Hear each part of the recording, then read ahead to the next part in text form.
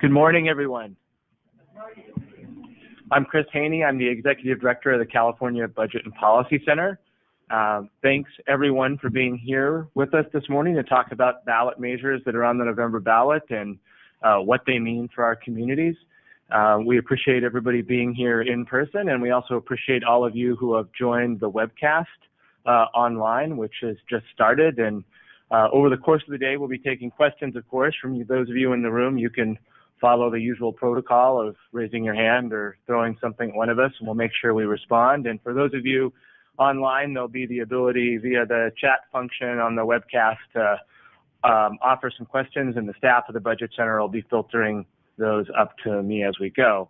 I want to thank a variety of folks who make today possible. We have some board members who will be with us here today. One is with us here now. Jennifer Ito from the USC Program in Environmental and Regional Equity is here with us. Thanks for being here, Jennifer. And we have a variety of folks who are supporters of the Budget Center. For instance, Sierra Health Foundation, Matt Cervantes is here in the room. I haven't met or seen everybody, so I apologize if I've missed somebody along the way here as well. But we appreciate all of the support that makes these kind of things possible, that makes our ability to do these analyses possible. We also have a set of friends and partners in the world who are helping us with the makers, the Advancement Project. Mike Russo is here. USC Program in Environmental and Regional Equity is helping us. California Calls, you'll see Veronica Carrizales from California Calls later today. So I want to thank all the partners who have helped make today possible. And last but not least, by any stretch of the imagination, is our sponsor and co-host in First Five Los Angeles. And it's my great pleasure to introduce Jamie Zamora, who's going to provide us with some opening remarks. First Five LA has been a good partner to the Budget Center, helping us with events here in the region, and we work very closely together on issues around early childhood education. So, Jamie, thank you for all your support. Great. Thank you, Chris. And good morning, everyone. Good morning on this gloomy day. We hope to brighten your day a little bit. Again, my name is Jamie Zamora. I'm here on behalf of First Five LA, one of the leading advocates and funders for children here in LA County. And as a proud sponsor and partner with the center, we'd like to all welcome you all here to this very important day to discuss these very important November ballot issues. For First Five LA, we believe it's incredibly important to inform policy advocates as yourself on issues that face the state as well as children and families. For us, that's a big issue. And the last 20 years, the center really has been the nonpartisan and fact-finding leading authority on policy analysis as well as state policy. And they really do shed light on issues that affect all Californians, but specifically children and families. And for us, at First Five LA, as an advocate, funder, connector, and collaborator, this work is incredibly important to the work that we do. Because with the many partners in this room, we essentially work every day of the week to ensure that all children in LA County are basically healthy and ready to learn before they enter kindergarten. Now, that's an incredible goal, because for us, we work with many of the collaborators here, basically through a policy and system change approach, where we work to support families, empower communities, invest in improving access to quality early care and education, and improving health systems. Now, today's initiatives basically affect a lot of the work that we do here. And for us, we like to inform that the work that you're listening to here today will inform your work as advocates, funders, policymakers. And for us, we kind of understand this. 20 years ago, First Five LA was created by an initiative, Proposition 10. So we kind of have an idea of how important it is, more or less. So again, we hope today will be very informative for you in terms of the issues that you work on, and hope to continue to partner with the center, and look forward to a great day today. So thank you very much and welcome.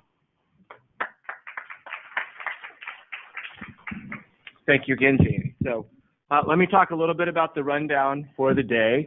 We're going to start with this first session, an hour or so plus, where we're going to have the staff of the Budget Center, my colleagues here, which I'll introduce in a second, are going to run through analyses that we've provided of 5 different ballot measures.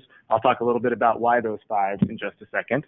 And we'll take some technical or kind of clarifying questions from all of you during that session, so that we make sure people kind of have the basics about what these initiatives might do and what their implications are for communities around the state.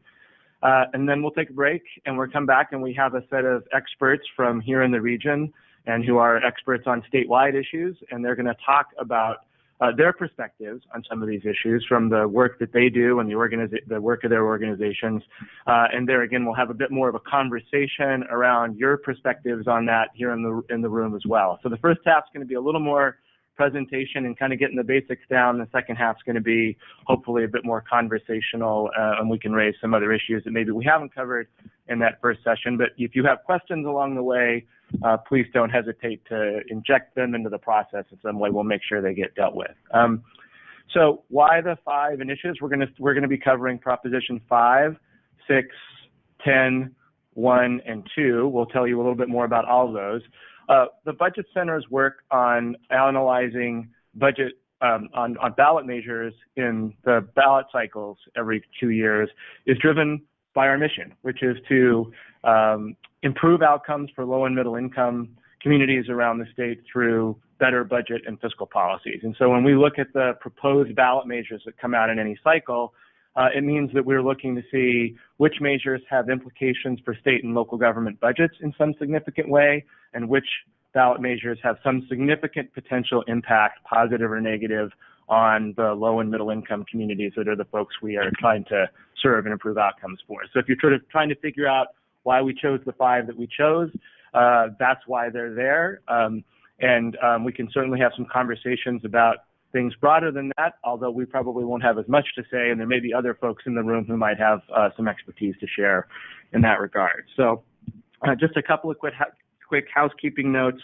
We're recording the event, and you can send questions again through the chat function. Those of you in the room can raise your hand. And please think about sort of if we're going to, as we go through each ballot measure, we will take questions one by one so that you're not trying to hold questions on all of the measures combined, but we'll try to move through that relatively quickly.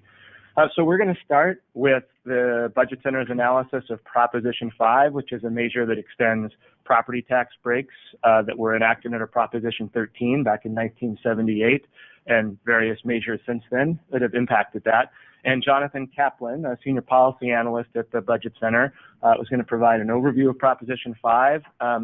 Others here on Sarah Kimberlin, also a senior policy analyst at the Budget Center, had a hand in that analysis, as did I, and so we'll provide any information as needed. So, Jonathan, take it away. Great. Thanks so much, Chris. We're happy to be here this morning. Thanks for having us. So I'm going to be focusing on Proposition 5, which is the ballot measure that deals with property taxes in the state of California. And after a bit of background about Prop 13 and the measures that have expanded it, my presentation is going to focus on 3 things. 1, what Prop 5 would do, how it would work. 2, what it would mean for funding for public services in the state, K-14 education, and the state budget. And 3, who it would benefit and whether it would deal with the state's housing crunch, as an example. But prior to going into sort of those basic 3 things, I'm going to give you just a brief background as to Prop 13, because it really underpins sort of what Prop 5 does. And some of this will be a review for many of you, but I thought it was important to sort of get this part done first, which is what Prop 13 did. Prop 13 established some very basic rules, 2 basic rules about how property taxes work in the state. First, the taxable value of property, that's the amount counties assess property at, is only assessed at market value when a property changes ownership. So that means that you only see the true value of property assessed at its for tax purposes when it changes ownership. And the second is that increases in that taxable value of property can only increase 2% per year. So what this means is that taxable value of property is often less than the market value of property. Why? Because the market value of property in the state of California generally increases more than 2% per year. And so the longer that you own your property, the more its value is, but the assessed value only increases at a 2% per year basis. So in the 40 years since Prop 13 passed, California voters have approved several ballot measures that expand the ability of certain homeowners in the state to transfer that taxable value of property to newly purchased property. And one of those measures allowed homeowners who are age 55 or older to transfer the taxable value of a home that they sell to a newly purchased home if the market value of the newly purchased home is the same or less than the market value of the home that they sell, right? So, and then it also provided that you could only do this if you were selling this home and purchasing this home in the same county. So if you were in LA County, you bought a home for $200,000. 20 years later, it was assessed at $300,000, but you sold it for $500,000. If you bought a property that was less than $500,000, you could take the assessed value of the old property and take it with you to the new property. That is if you're age 55 or older. Okay, I know that's a little hard to follow, but we're sort of kind of walk through some of this as we go through. Okay, now another measure allowed homeowners who are age 55 or older to transfer that taxable value of property across county lines, but it only allowed that if a county voted to approve it, and there are 11 counties in the state that do that. And another measure over the years that California voters approved said that severely disabled homeowners, regardless of their age, could transfer the taxable value of property to another property that they sell. So these are some of the basic rules that exist right now. These are laws that are on the books and sort of the background by which Prop 5 would work. Okay. Now I'm going to talk to you a little bit about what Prop 5 would do. Prop 5 would expand several of these special rules that exist under current law, and I'm going to focus on how Prop 5 would affect homeowners specifically. It would expand the special rules for California homeowners who are age 55 or older or who are severely disabled, and it would allow those homeowners to purchase a new home that is less expensive than their old home, just as under current law, but it would reduce the taxable value of the new home below the taxable value of the home that of the old home that they sold. So it actually increases, it gives an even greater tax break than exists under current law for selling a property at the same or less value than the property that you sold. So that means that it's an increase on the tax break that exists under current law if you sell a property the same or less than you currently own. Now, a major expansion in Prop 5 is that if you purchase a home that is more expensive than the home that you sell, right? You have a home, you sell it for $500,000, you buy a home for $1.5 million, you are going to pay property taxes that are tied to the value of the old home, that $500,000 home. This is a major expansion of the way that the current law works, because the current law does not allow you to transfer the taxable value of a property if you purchase a home that is more expensive than the home that you sold. It also, that is, Prop 5 would also allow the transfer of this taxable value to any county anywhere in the state, regardless of whether a county accepts the taxable value or not. And it would allow this an unlimited number of times, as opposed to just once a lifetime under current law. So what this means is that Prop 5 would allow a homeowner to buy a property that is more or less expensive than the current home that they sell, transfer the taxable value of the property that they own that is tied to that taxable value of the property that they own to a property anywhere in the state, and do it an unlimited number of times. You could do it, you could transfer that taxable value once and then do it again and again, and that could go into perpetuity. So what would this mean for the funding of public services in the state, for K-14 education, and for the state budget? How is this going to actually affect funding of these services based on what Prop 5 would do? Well, Prop 5 would reduce the annual funding for local governments, cities, counties, and school districts by about $1 billion or more over time. And it's going to do this because the measure would reduce the taxes paid from people who would have moved anyway. Right? So currently there are about 85,000 California homeowners who are age 55 or older who move to different homes each year. And they receive a tax break, they would receive a tax break provided by Prop 5, and that would result in homeowners paying higher property taxes than they would under Prop 5. So Prop 5 is going to give a tax break to those 85,000 homeowners who would have moved anyway, right? And that's going to reduce the amount of property taxes that are collected by local governments.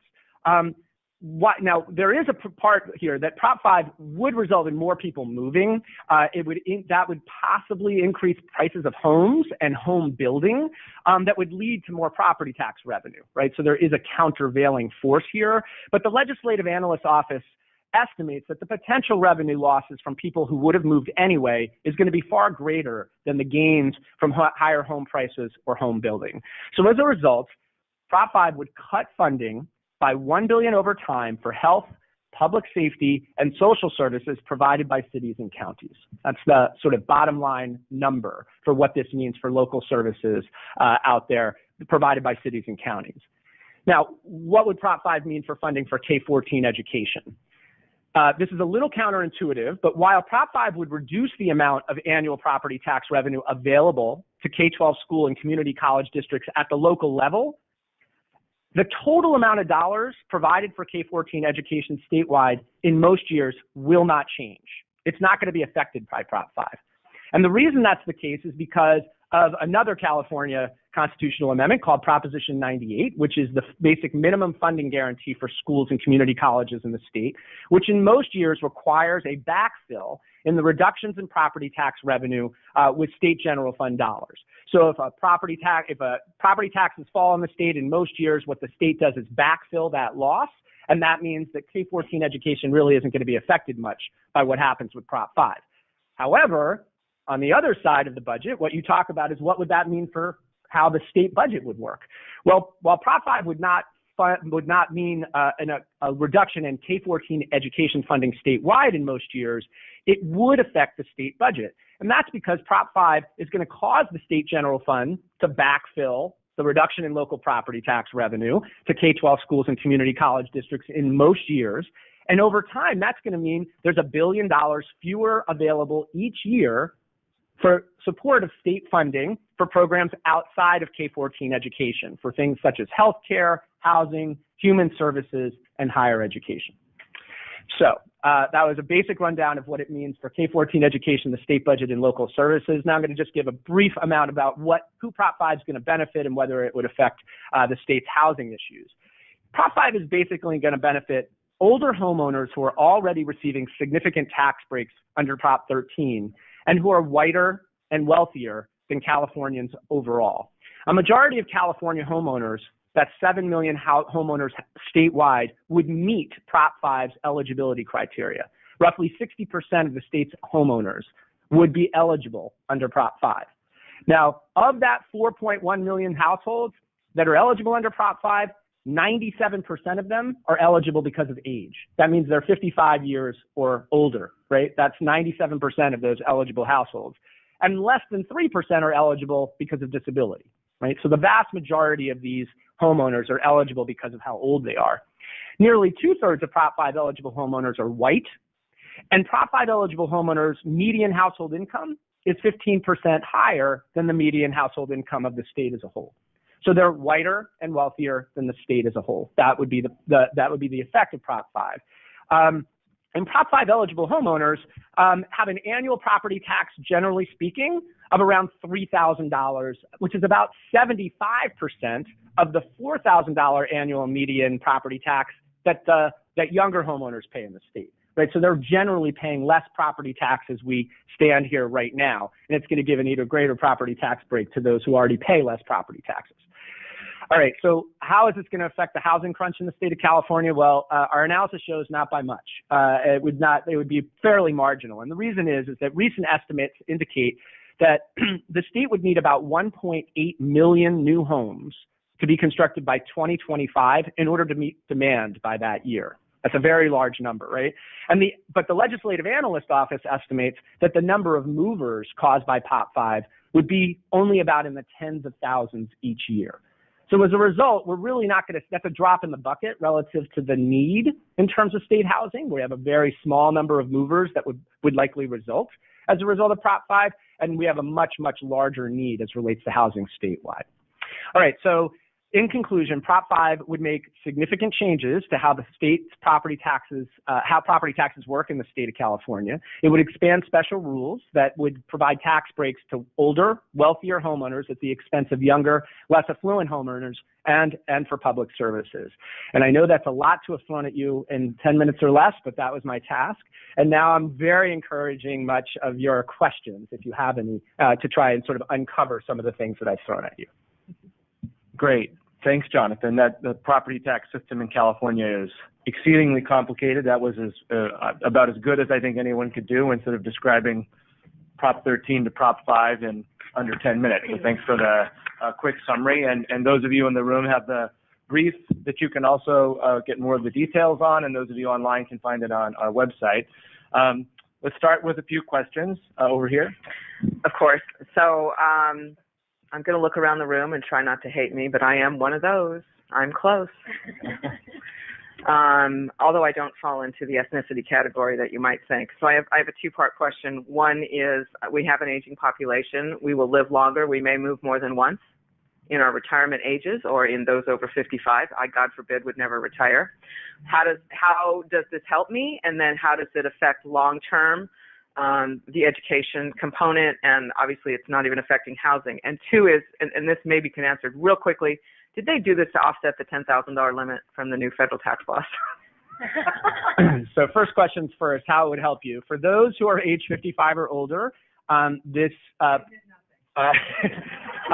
ballot measure would definitely assist those who are older to move in lower property taxes.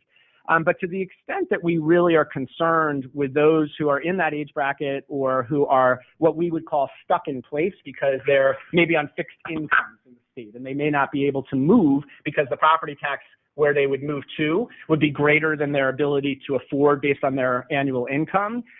What we pointed out in our analysis is that there are much more targeted ways that we could use public policy in the state of California to target those homeowners.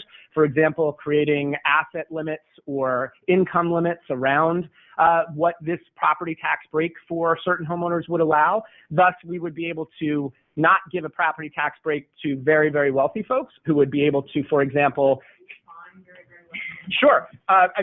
This property tax break would allow those who have what we see is that in the state of California, those who are between the ages of 55 and 65 have a median household income that is far greater than the median household income of the state. What that median is not really representative of how wealthy some folks could be when actually purchasing property.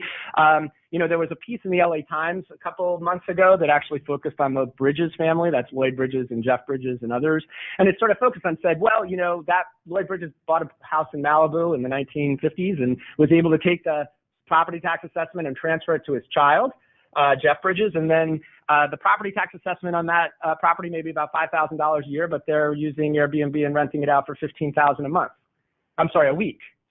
Right? And so the question would be, do we want to provide a property tax break to that family, or do we want to provide a property tax break to maybe families that are earning, a lot less or have a lot less income?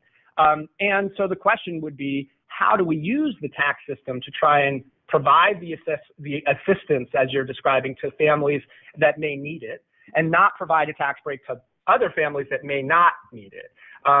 So I don't know that I answered it entirely, but there were several other questions that you asked. It was just that what I'm concerned with is that, we live and work longer, and they have this artificial setting of 55. But what it does stick into place, and we want to move 2 or 3 times before we're, God forbid, still nursing at 90, not going to be there at 68 like they used to. So I'm really looking at you and saying, what does this mean to us? Mm-hmm. At the face value, it looks great, but I'm not the richest family. So I don't need to worry about that. But in the same instance, what does wealthy mean, and what does it mean to those that have children that are going to be schools that I don't want to take money from? I want to be responsible person. So just to reiterate the question for those online, the line of questioning here is about, if I quickly summarize, and if I get it wrong, you can tell me, is largely, I think, about the fact that there are a set of folks particularly in high-cost areas in California who might have relatively large incomes, but are in very high-cost housing markets, and the cost of moving and increasing their property tax bill may be an impediment to them being able to move as they move into retirement or and so on. And I think that's a valid point. I think that's largely the idea behind Proposition 5 is about how to help a set of folks who might be stuck in place or who feel that is an impediment. The challenge of Proposition 5 is that it's very broad in its scope, and it's handing out that tax break to a large number of folks into perpetuity.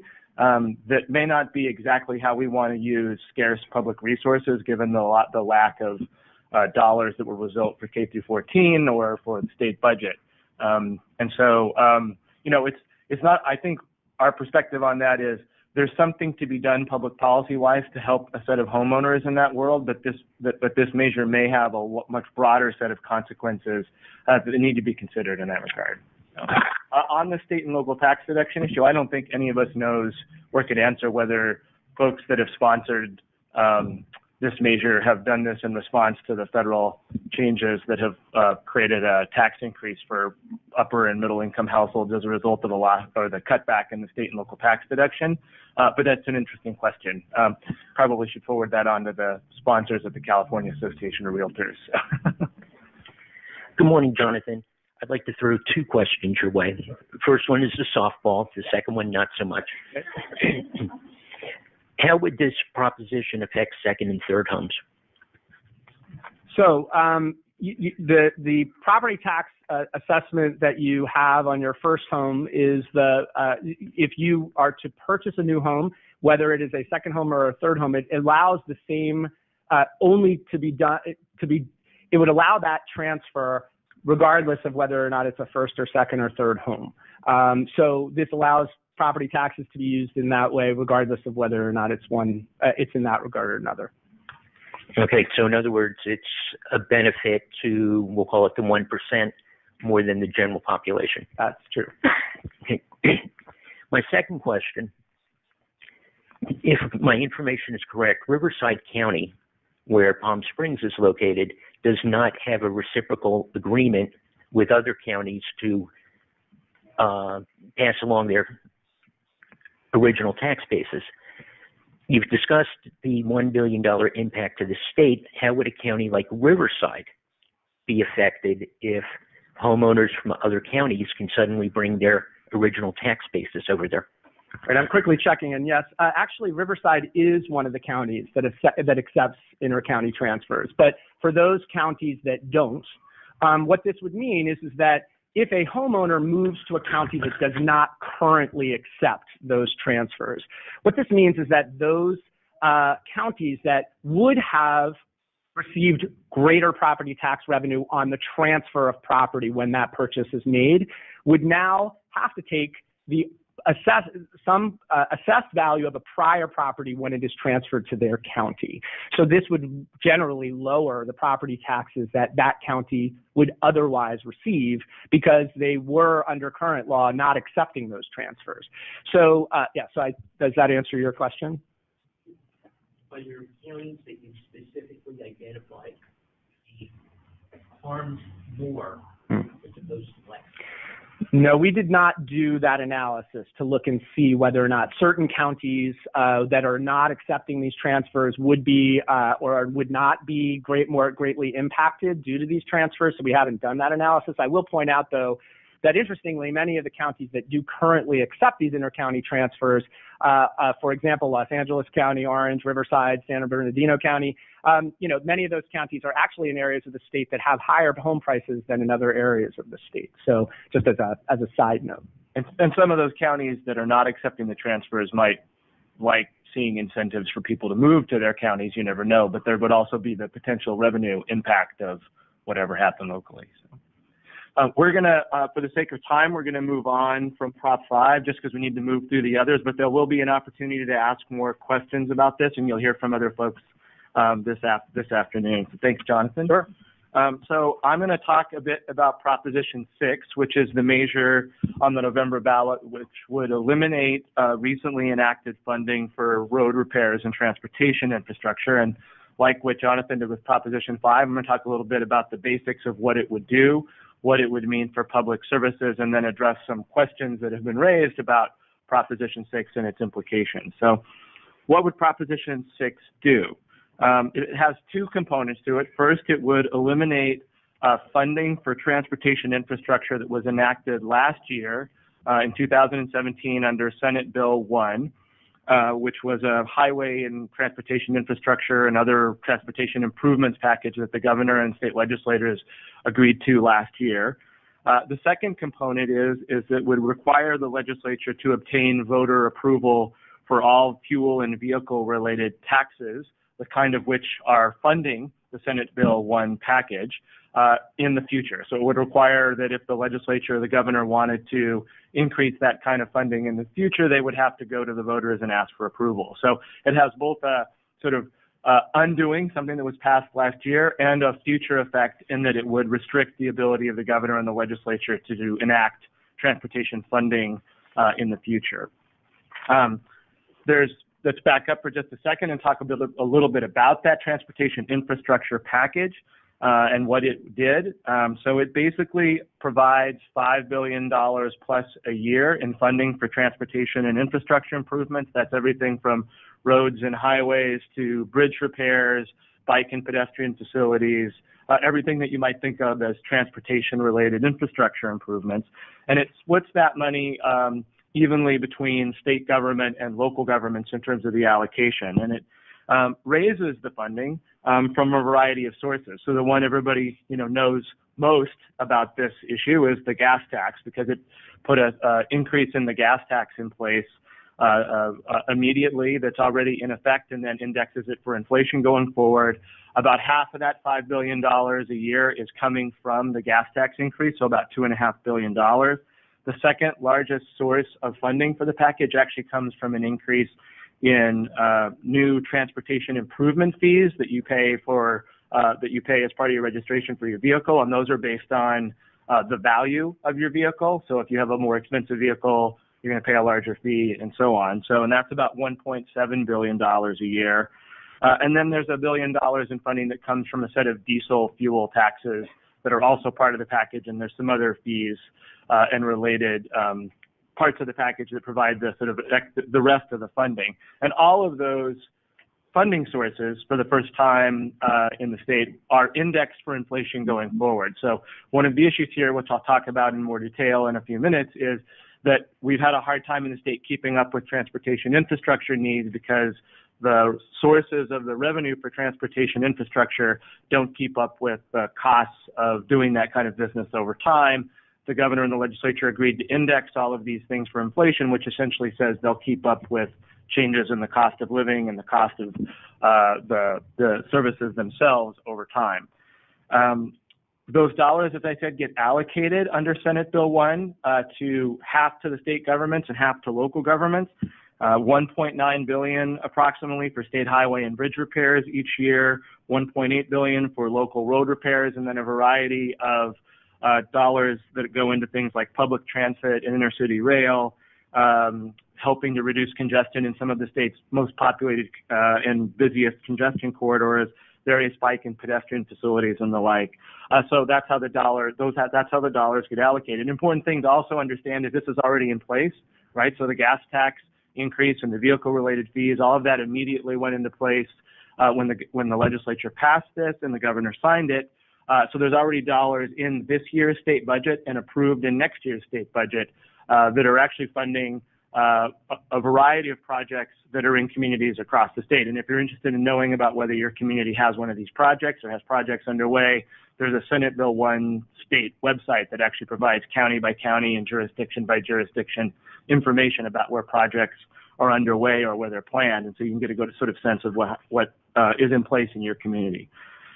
So what would this mean for public services? Well, obviously, the key public service we're talking about here is transportation infrastructure improvements.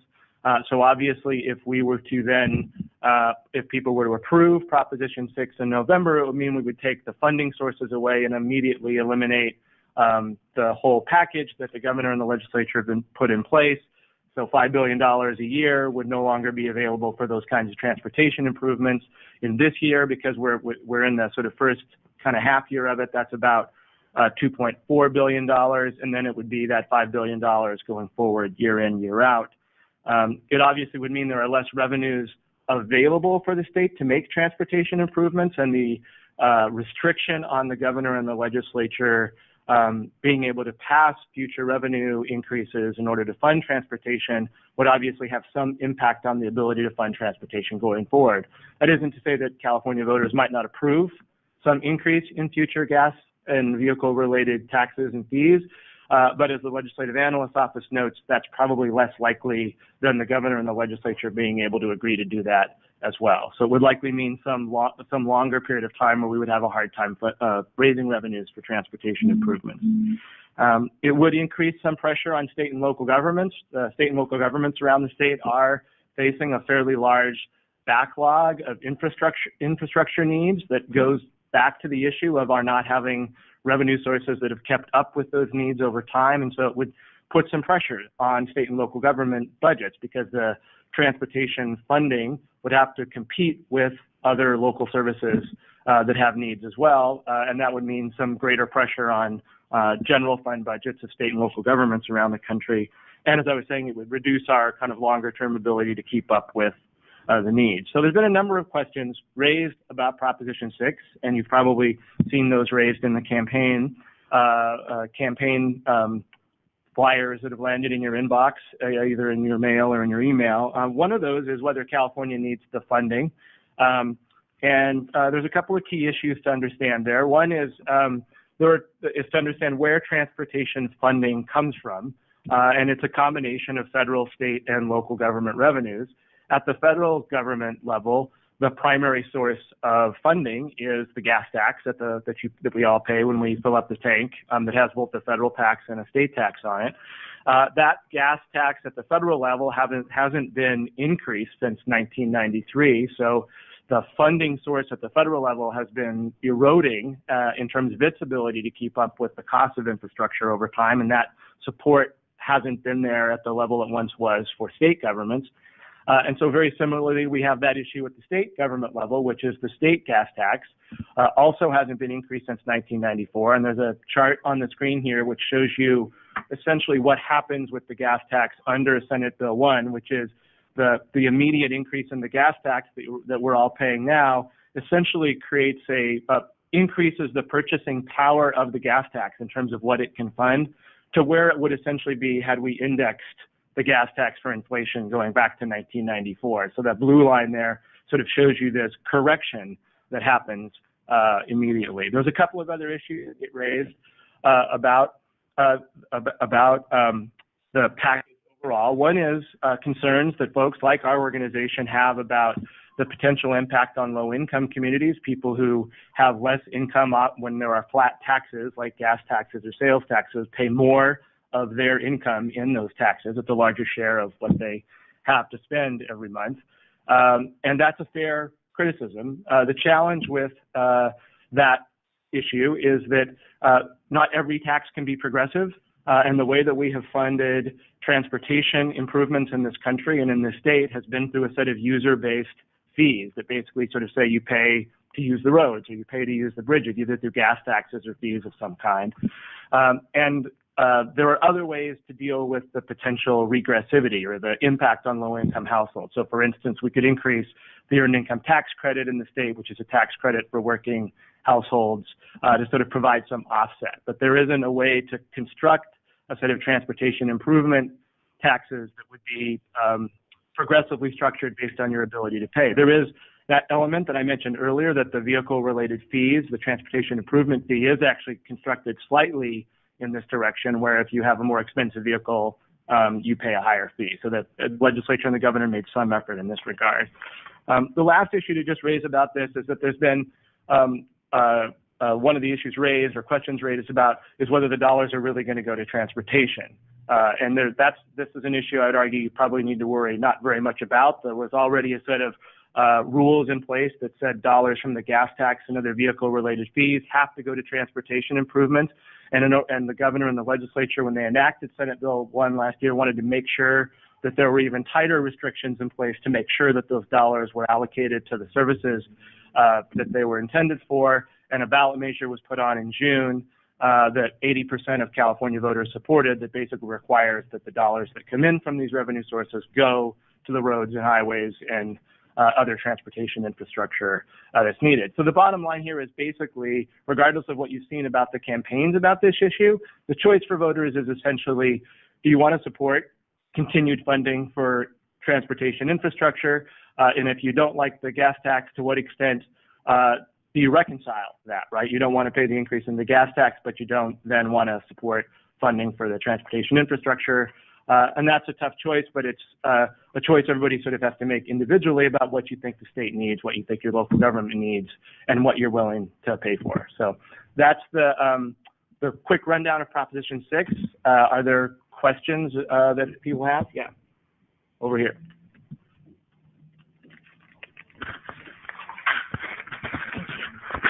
Thank you.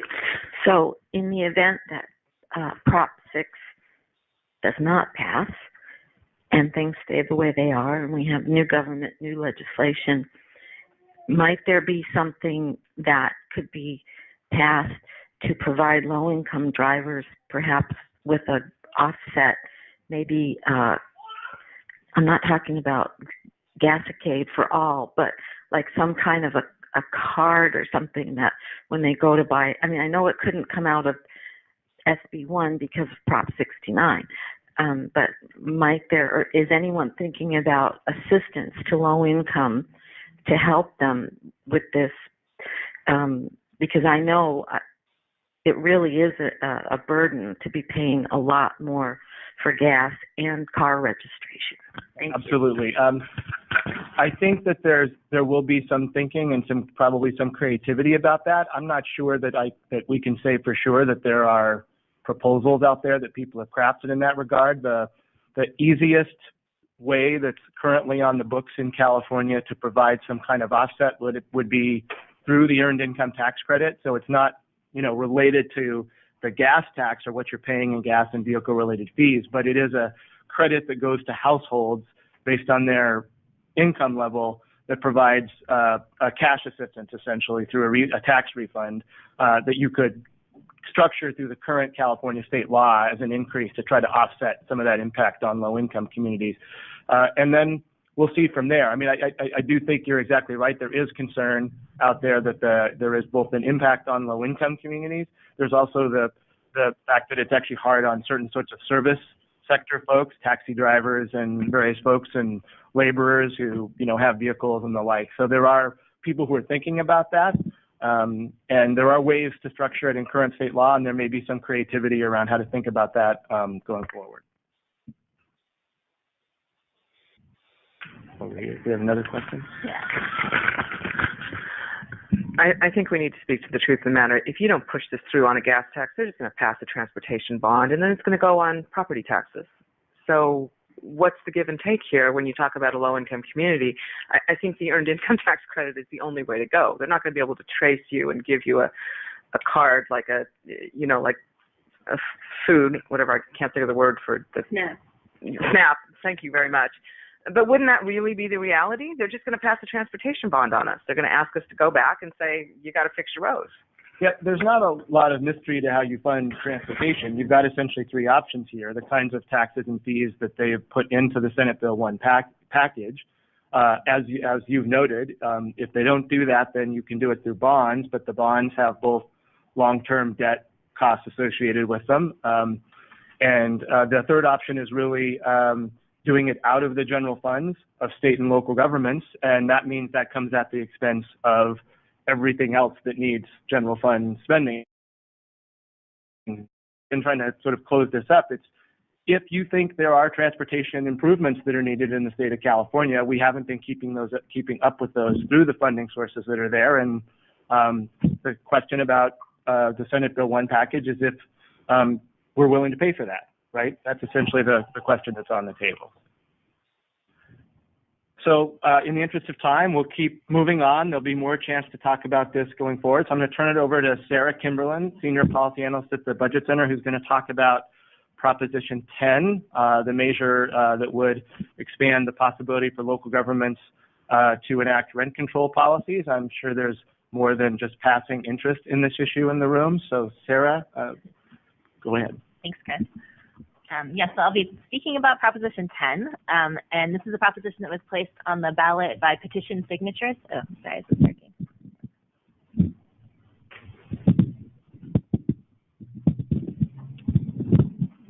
Does that work? Yeah. Okay. Placed on the ballot by petition signatures and qualified with key financial support from Michael Weinstein of the AIDS Healthcare Foundation. And so I'm going to talk about a few things. I'm going to talk about, first of all, just backing up, what is the problem that Prop 10 is trying to address? And then a little bit about the history of the Costa-Hawkins Rental Housing Act, which is the law that would be repealed by Prop 10. I'm going to talk about the expected impact of Prop 10, including what it would not do, because I think there's a lot of confusion about what it would do and what it would not do. And then speak specifically to how this could help low and moderate income Californians and also if there are any disadvantages for low and moderate income Californians of the effects of passing Proposition 10. And then finally, just to talk about how to think about Prop 10 and the idea of expanding rent control together with other kinds of housing policies that we could think about to address California's housing affordability problems. So just to give a very basic introduction to what Prop 10 would do, Prop 10 would repeal the Costa-Hawkins Rental Housing Act, which is a state law that's currently on the books that places restrictions on what kinds of properties local cities and other local jurisdictions are allowed to place rent control on. So what are the it limits the types of properties where cities and other local jurisdictions can limit rent increases for rental tenants. And so by repealing Costa-Hawkins, Prop 10 would expand the types of properties that cities and other local jurisdictions could, for which they could limit the rent increases from beyond the current set of properties that they're already allowed to limit rent increases in if they choose to. So backing up a little bit, I just want to talk a little bit about the basic problem that Prop 10 is trying to address. And I have just a couple of charts to show this. Basically, California has a major housing affordability crisis right now. And I think for all of you here in Los Angeles, I think that's quite clear. Housing costs are very high in many parts of the state, and they're unaffordable for residents in all parts of the state. Overall, statewide, more than 4 in 10 residents, more than 4 in 10 households in California are paying more than 30% of their income toward housing. That's the level that's considered unaffordable, according to the U.S. Department of Housing and Urban Development. And even more importantly, more than 1 in 5 are severely housing cost burdened, meaning that they're paying more than half of their income towards housing costs. And that's, that's a serious affordability problem. The majority of people who are affected by housing cost burden are people of color. And importantly, for the ballot initiatives that we're talking about today, California's housing affordability problems particularly affect Californians with low incomes. So this shows you, if you break it into households with low, middle, and high incomes, here low income is defined as incomes below 200% of the poverty line. Middle income is 200 to 400% of the poverty line, and high income is over 400% of the poverty line. If you look at those, so low income households, more than 8 in 10 are housing cost burden, meaning they're paying more than an unaffordable amount towards housing. And half of them are paying half of their incomes towards housing. So I mean, this is a major problem affecting low income households.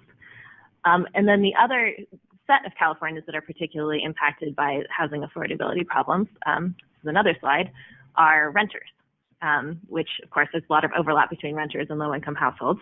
But if you look at renters, more than half of them are paying an unaffordable amount, and nearly 1 in 3 are paying more than half of their household income toward rent.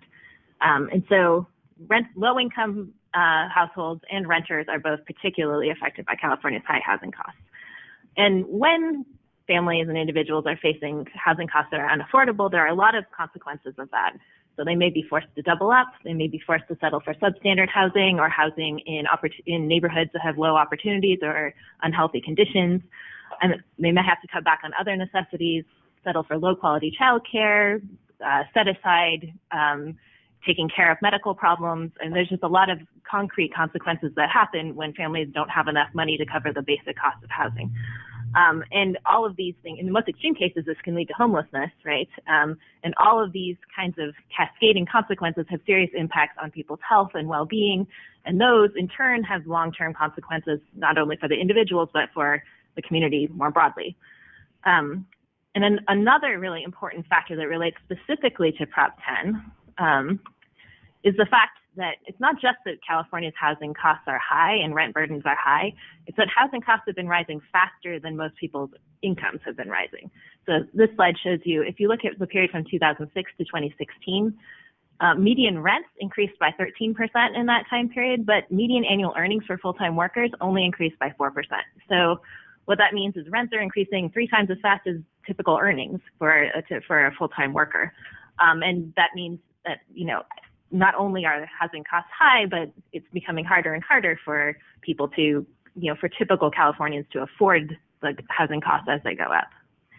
And rent control specifically aims to address this problem of housing costs rising faster than incomes.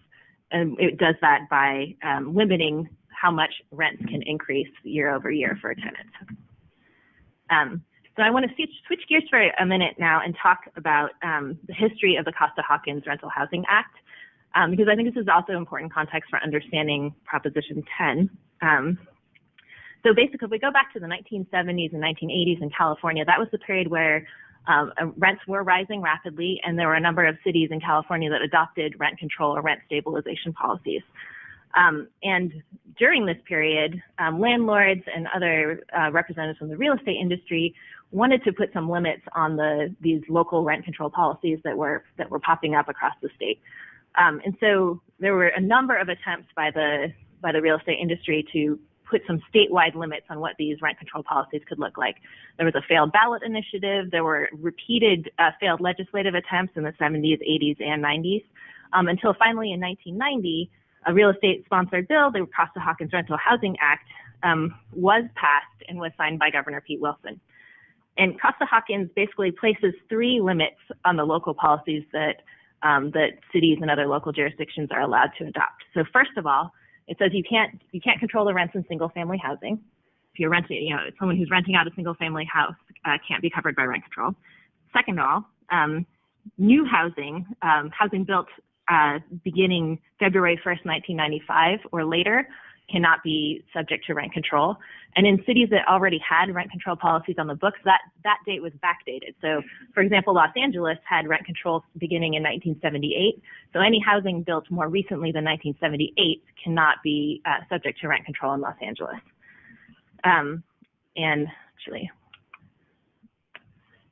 This just to show that in the cities in California that have rent control, many of them actually have dates that are farther back than 1995. And in fact, the largest cities that have rent control on the books right now are those that have rent control policies that where Costa-Hawkins limits rent controls back to any housing built in the 1980s, for example, or 1990s, much earlier than 1995. And then finally, the third piece of it, so single-family homes, recently built apartments, and finally, cities are not allowed to control the rents when new tenants move into a vacant apartment. That's called vacancy control. You aren't allowed to restrict rent on vacant apartments.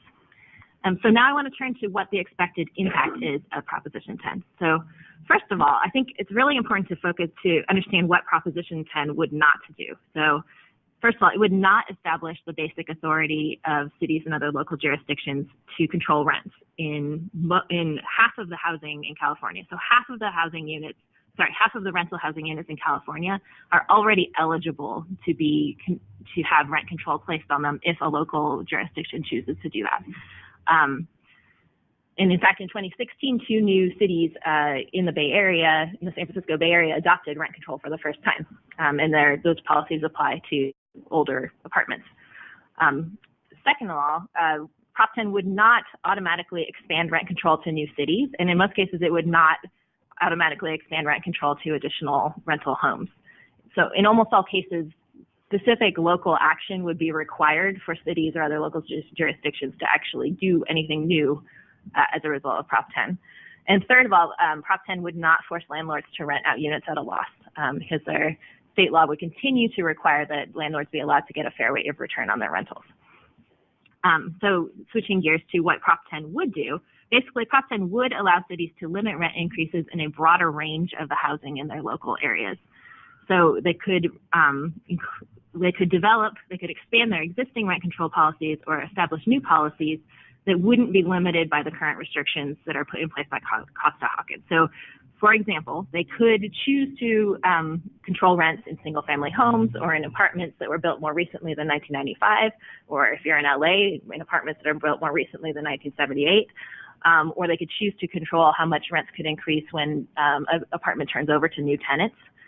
And so for some examples of what that might look like, a city wouldn't have to expand to all of those or any of them, and many of them probably wouldn't choose to. So what that could look like would be, for example, a city might choose to expand rent control to all apartments built before 2005, but only for continuing tenants, or single-family homes, but only for landlords that that are renting out at least 25 units, or, single-family homes and apartments, but only those that were built before 2000. Or, there's a lot of variation in current rent control policies, and there would probably be a lot of variation in what this would look like at the local level if Prop 10 were to pass.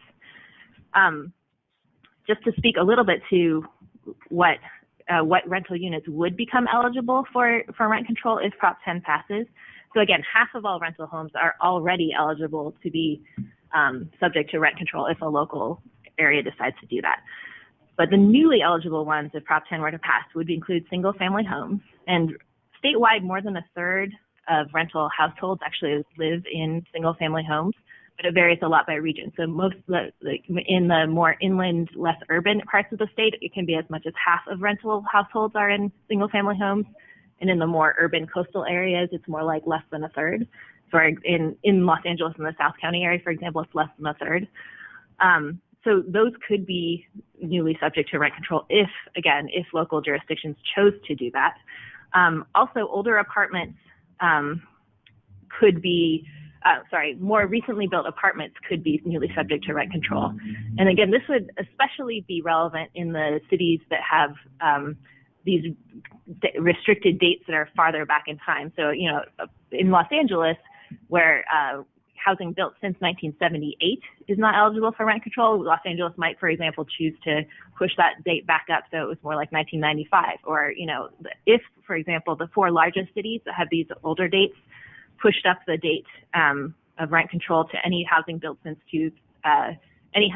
more recently than prior to 2000, that would bring nearly 200,000 new units under rent control in these cities that already have rent control in the books.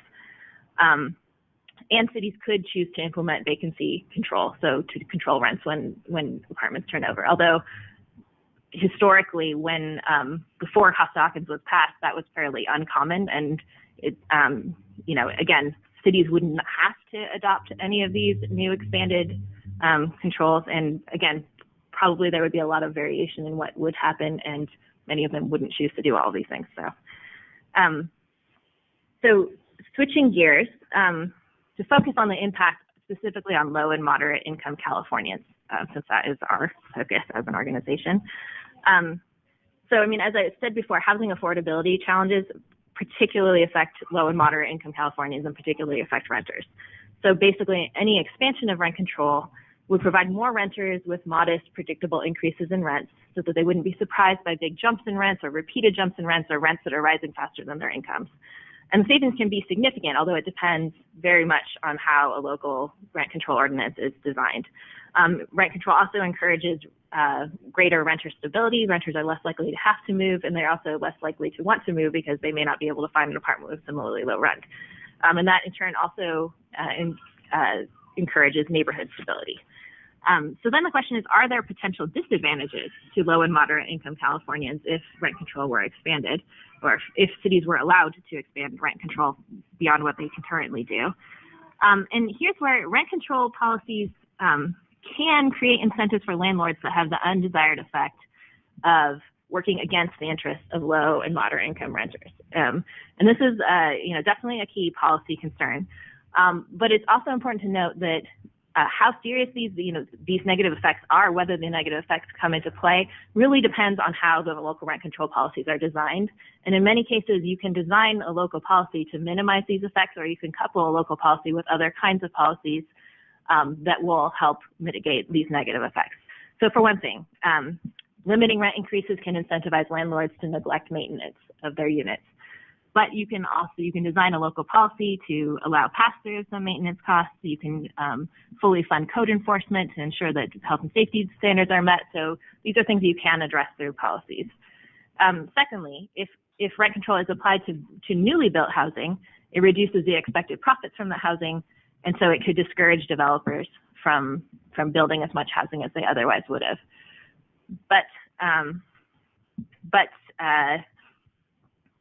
But you can design local policies to exclude new construction from rent control for a certain period. Like if you excluded new construction for 20 years, for example, that would address that problem. And finally, extending rent control to new types of housing like single-family homes or more recently built apartments creates incentives for landlords to remove those units from the rental market and sell them instead, or use them as ownership housing instead in order to cash out on the profits available in the housing market. And this in turn can increase competition in rents in the units that are not subject to rent control. And this is, again, a serious concern. But again, there are policies you can put in place to minimize it. You can allow only just cause evictions. You can require compensation for tenants who are displaced by conversion to ownership housing. You can fund legal services. You can limit condo conversions. You can put in place separate policies that are designed to incentivize housing development. So there are a lot of things you can do to try to minimize these effects.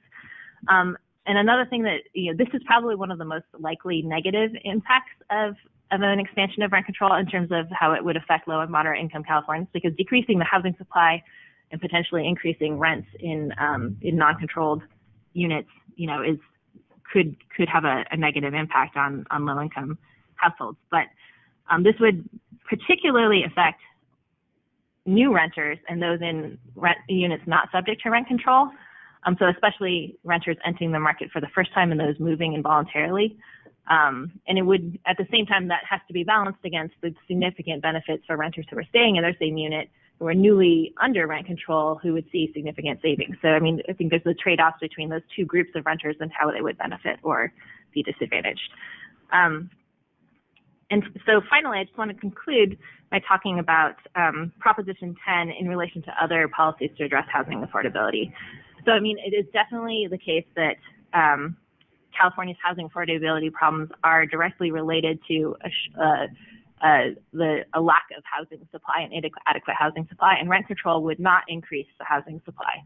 If anything, it would be likely to cause some landlords to pull rentals off the market, so it could decrease the housing supply. And so that means that other policies would be needed in addition to rent control to really fully address California's housing affordability problems. So other kinds of policies that specifically aim to increase housing supply would need to be put in place as well. It also wouldn't help all renters. It mostly helps current renters and those who don't want to move. And it could even disadvantage new renters and those who have to move or need to move. But a key consideration, I think, is that there are many California renters who are struggling right now to afford their housing costs. And rent control is one of the few financially feasible and scalable policy options that's available to address those immediate needs of renters in the private market who are facing rents that are rising faster than incomes. And overall, I think another key issue is that local design is really central to what the effects would be of Proposition 10. If it passes, the effects would really depend on how local cities and other local jurisdictions chose to use their expanded authority to regulate rents in their local areas. So it would primarily set the stage for local policymakers and local voters to choose whether and how broadly to implement rent control in their areas. Thanks, Sarah. I'm sure we've got a couple of questions on Prop 10. Sarah, One second. do you know why Prop 10 was crafted in such a way to completely leave out local accountability on housing supply? I don't know if I can speak to that. I think it was, I don't believe, there is no connection right now to local accountability for housing supply linked to Prop 10. If you're speaking to, for example, like the regional housing needs allocations or those kinds of things, meeting housing production goals. Yeah. And they were not policies that, as far as I'm aware of, were considered together. So.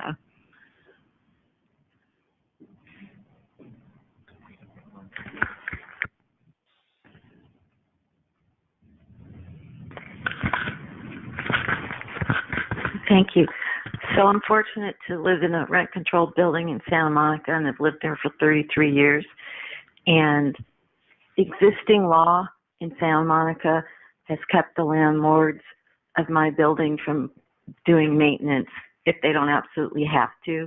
So this is nothing new. It's happened. It's going to happen. It has not destroyed the quality of life in Santa Monica. As people know, it's a very affluent city but there's a city within a city. So was this influenced at all, to your knowledge, by the rise of Airbnb and, for example, developers who have the ability to build high-rise apartment buildings close to the ocean with minimal set-asides for low-income renters?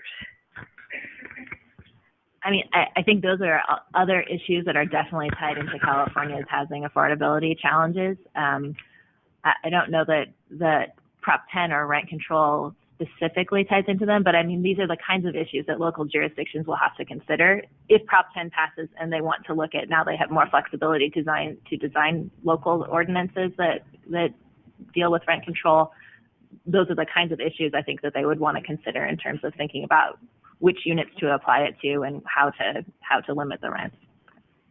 We'll take one more on Prop 10, and then we'll save some of that for the latter session.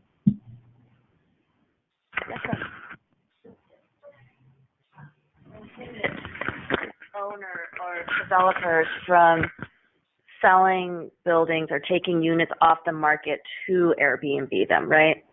They would be allowed to enter the short-term rental market. There's nothing in Proposition 10 that would address that at all. But again, any actual policy effects of Proposition 10 would largely depend on what happened at the local level. So if a local jurisdiction decided to do something, as you know, within their rent control laws or coupled with their rent control laws in a separate policy that addressed Airbnb or removing units from the rental market in that way, then that could certainly be part of the package of policies that a local area put together. It would all depend on what the decisions were at the local level.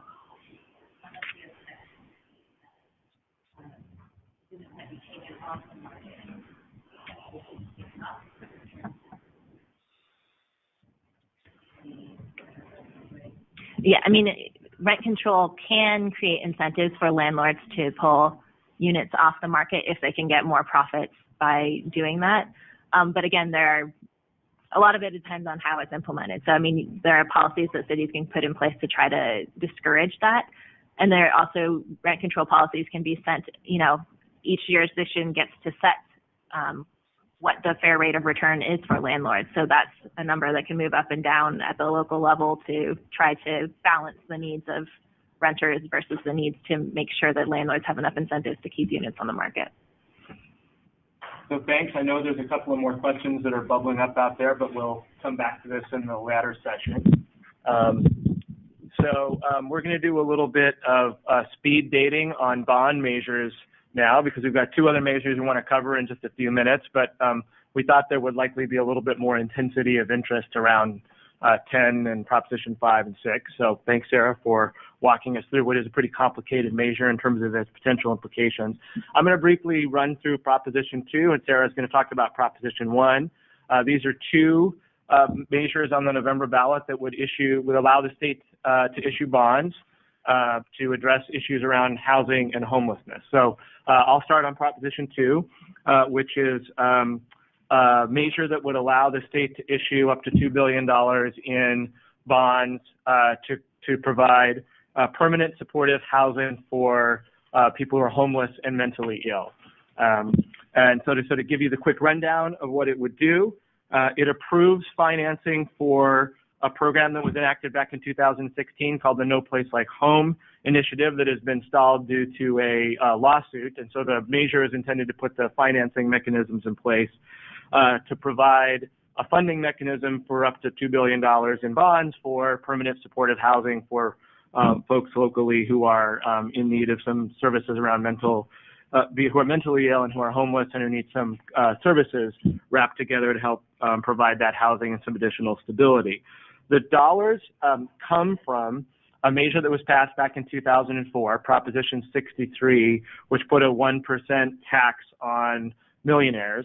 And those dollars have been devoted since that time to county mental health services across the state. So essentially what this measure is doing is taking a share of those dollars that have been there for years and saying we're going to use those dollars to pay back the debt on a set of bonds to actually provide permanent supportive housing for those folks who are being served at the same time by those county mental health services. So one way to understand this is that it's not a set of new dollars. It's taking an existing pot of funds and taking a share of them and saying, we're going to try to leverage those by issuing some bonds in order to provide some targeted help for an intense problem the state has around people who are homeless and who have other sorts of behavioral health issues around drug or alcohol abuse, and who are mentally ill and who we need to house and provide some other wraparound services. So one way to understand this is that the dollars that the state that are currently collected in California through Proposition 63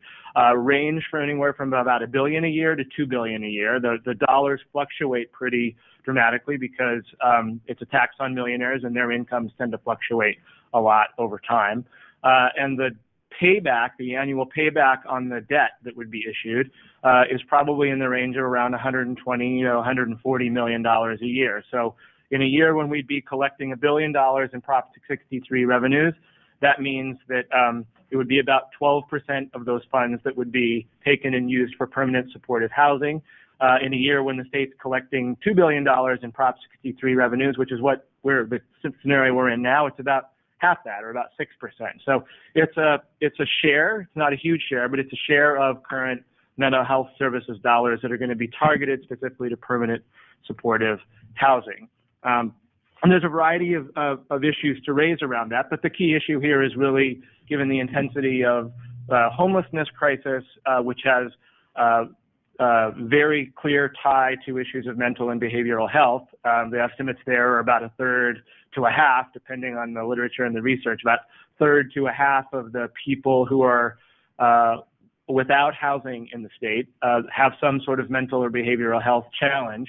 And so providing permanent supportive housing to them becomes a key way of helping address a key problem in the state. And so this measure tries to take the Proposition 63 dollars and say we're going to try to leverage those dollars, issue some bonds, and put those dollars into permanent supportive housing. And that's typically how we do housing policy, by issuing bonds, right? The construction of housing takes longer term financing, and so that's why there's a move from just using the dollars for local county health services and leveraging them instead to provide some permanent supportive housing approaches here. So that's the key issue around, those are the kind of key issues around Proposition 63.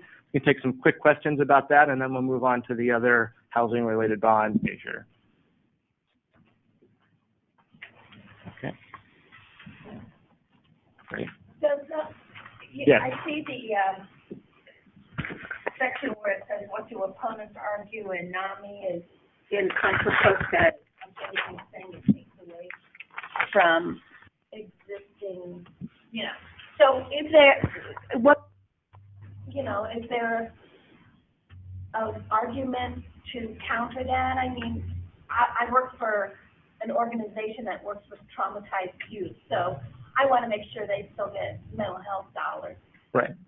So there is, the people who are concerned about this measure are concerned because of the fact that it takes dollars out of the current mental health services system, right? All of the counties in the state are receiving dollars through Proposition 63.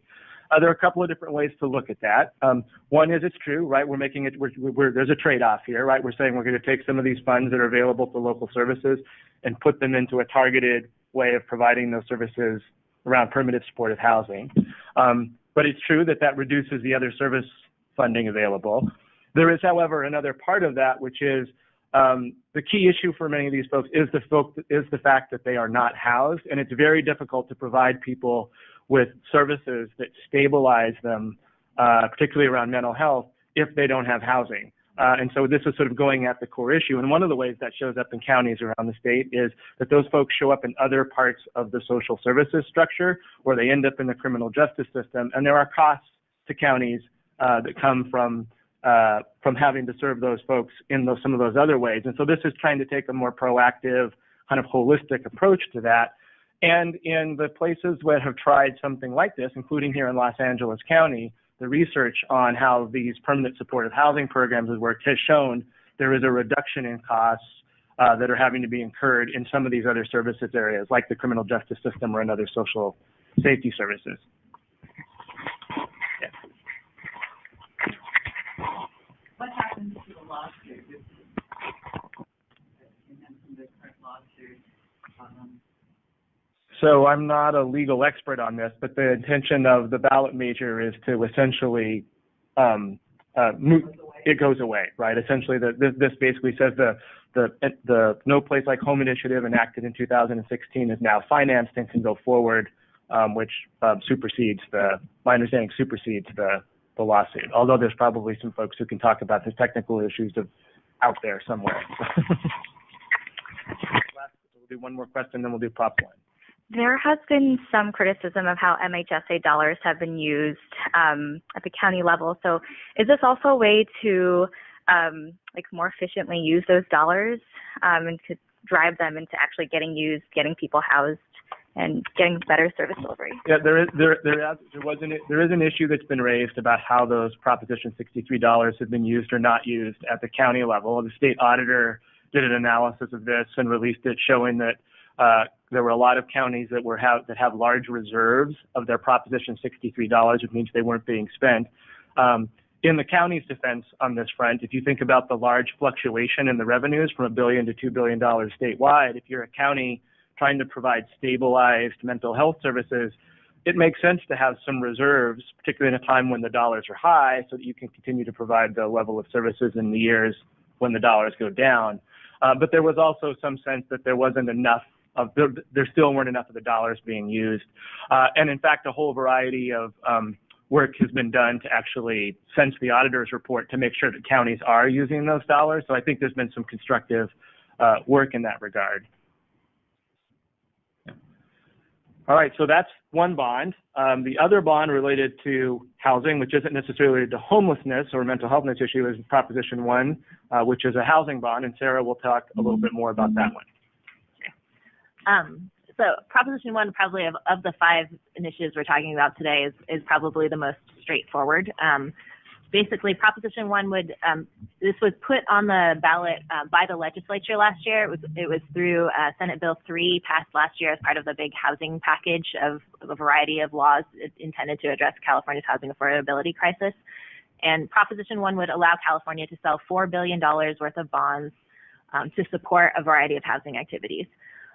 So it would be $1 billion would go towards making home loans available to veterans, and then $3 billion would be made available for a variety of affordable housing production activities, largely. So $1.5 billion would go to so all of these would go to existing established state housing programs. So $1.5 billion would go to the state's multifamily housing program, which is used to construct multifamily affordable rental housing. And then another $1.5 billion would go to a variety of other state housing programs that focus on things like local housing trust fund matching funds, farm worker housing, infill infrastructure, and transit-oriented development infrastructure, and facilitating more of the building of those kinds of housing for low and moderate income Californians. The self-help housing, so things like Habitat for Humanity, and home purchase assistance for lower income Californians. So this means, a wide variety of different kinds of housing activities, largely oriented towards producing housing that's affordable to low income Californians.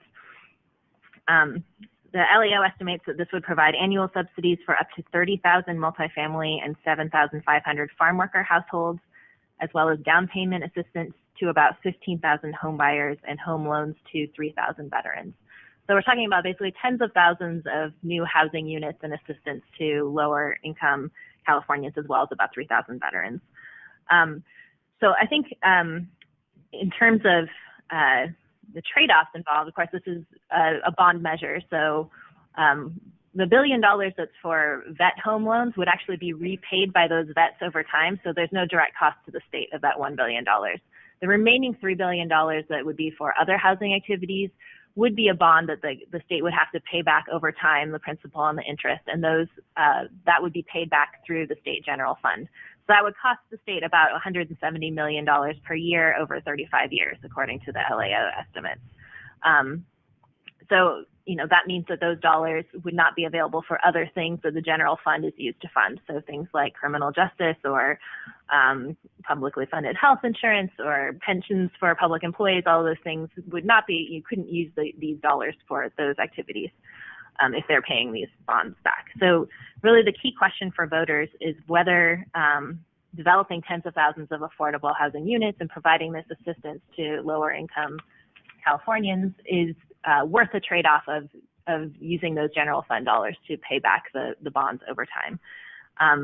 It's definitely the case that California's housing affordability crisis is really driven by a shortage of housing, and particularly this affects low-income households and renters. So the types of housing that would be built through these bonds would particularly benefit residents who are really most impacted by housing affordability problems. At the same time, it wouldn't fill the full shortfall of units. So it would be a step in that direction, but there would still be other action needed and other policies needed to close the gap between what California needs and what we have right now. And another final consideration to think about is just that that these bond funds would leverage additional dollars, additional local dollars like we have in LA, and additional federal and private dollars to support production of housing. By developers could take these bond funds and use those to pull in money from other sources to fully fund the cost of producing new housing to work towards closing the shortfall of affordable units. Great, thanks, Sarah. So take a quick question here, and then we're going to take a break and move on to the next part of the program here. But questions about Prop 1? We just have like local sort of oversight, because sometimes they building and they talk about having low-income units available, and there'll be like 1 or 2 apartments in a huge building that most of them go for these huge prices, and it's really like hardly anything. It's just a PR stunt.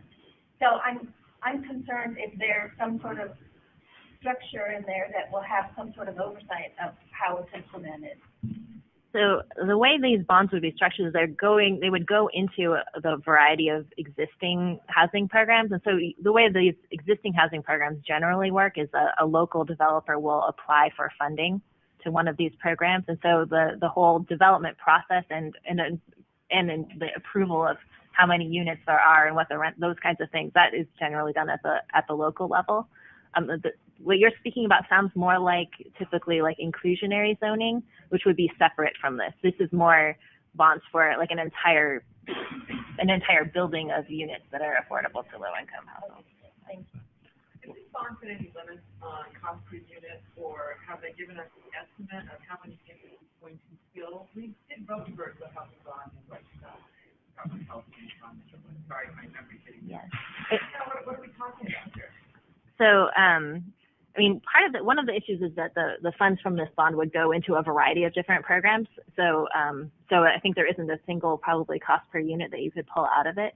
The California Housing Partnership Corporation has looked at the amount of subsidy from past bond programs and how much that has, and they have found that about $70,000 of bond funds have supported the production of one unit from past housing bonds, and then the remaining cost of producing the unit is leveraged through other dollars, through federal dollars or local dollars or private dollars. So that is maybe a ballpark.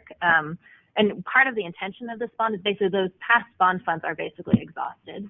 And so one of the ideas behind Prop 1 is to kind of refill the coffers so that there are more bonds available. Well, the LAO has their estimates about 30,000 multifamily households, 7,500 farm worker households, and then the home buyer assistance as well. Throughout the state. Throughout the state, yeah. And CHPC, California Housing Partnership Corporation, they've estimated, based on again their research on bond funds, that could support maybe the production of about 50,000 units statewide. So, but again, I think it's the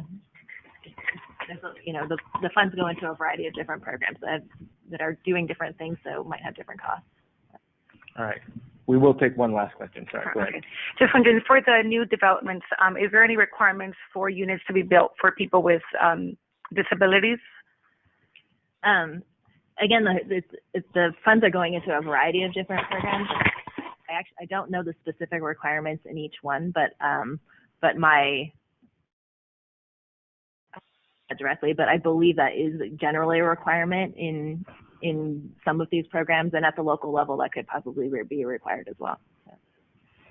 Great. Thank you, everyone, for your patience as we walk through some pretty technical issues, particularly with a number of these measures. And I'm sure there's some other questions, and so please hold those for the second part of the program. We're going to take a quick break and make sure we get our speakers mic'd up and up here. For those of you on the webcast, please hang with us for a few minutes. And if you've got questions, please let us know. For everybody who's here in person or online, the slides and other materials that we have are going to be shared with you all via an email tomorrow. So watch for that in case you've had questions about wanting one of the slides or one of the other sets of materials here. So we'll be back in just a couple of minutes.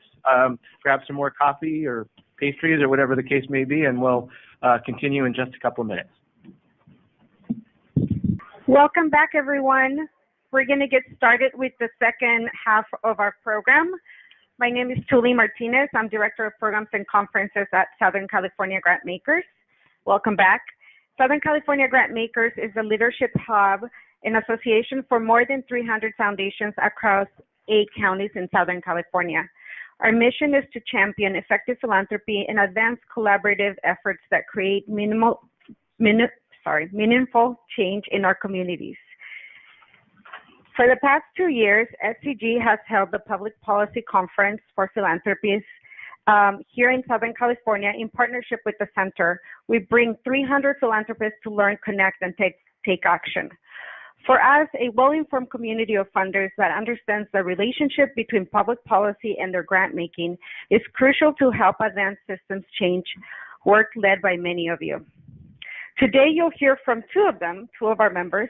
While I know Chris will introduce all the panelists, I would like to acknowledge the leadership of Shane Goldsmith, who's on our board, and Kathy Choi, who's been an advisor for our health programming for many years. Both have significant impact on how philanthropy engages in systems change and beyond here in our region. So thank you to the Budget Center for always partnering with us and helping us today to better understand the ballot measures that will have profound impact on our communities. So now I'll turn it over to Chris, who will introduce everyone. Thank you. Great. Thanks, everyone. Thanks, Julie. The Southern California Grantmakers has been a great partner of ours in trying to provide educational programming along with their partners and the other grant-making associations around the state. And we appreciate the opportunity to be able to work with them on events like these. So it's my pleasure to get to introduce a set of folks who are going to try to shed some more light on some of the issues and implications around some of these ballot measures.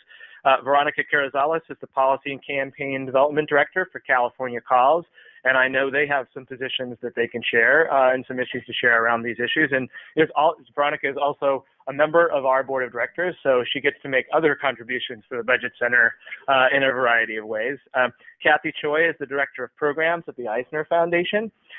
Shane Murphy Goldsmith is the President and CEO of the Liberty Hill Foundation, and Pete White is founder and Executive Director of Los Angeles County, or the Los Angeles Community Action Network.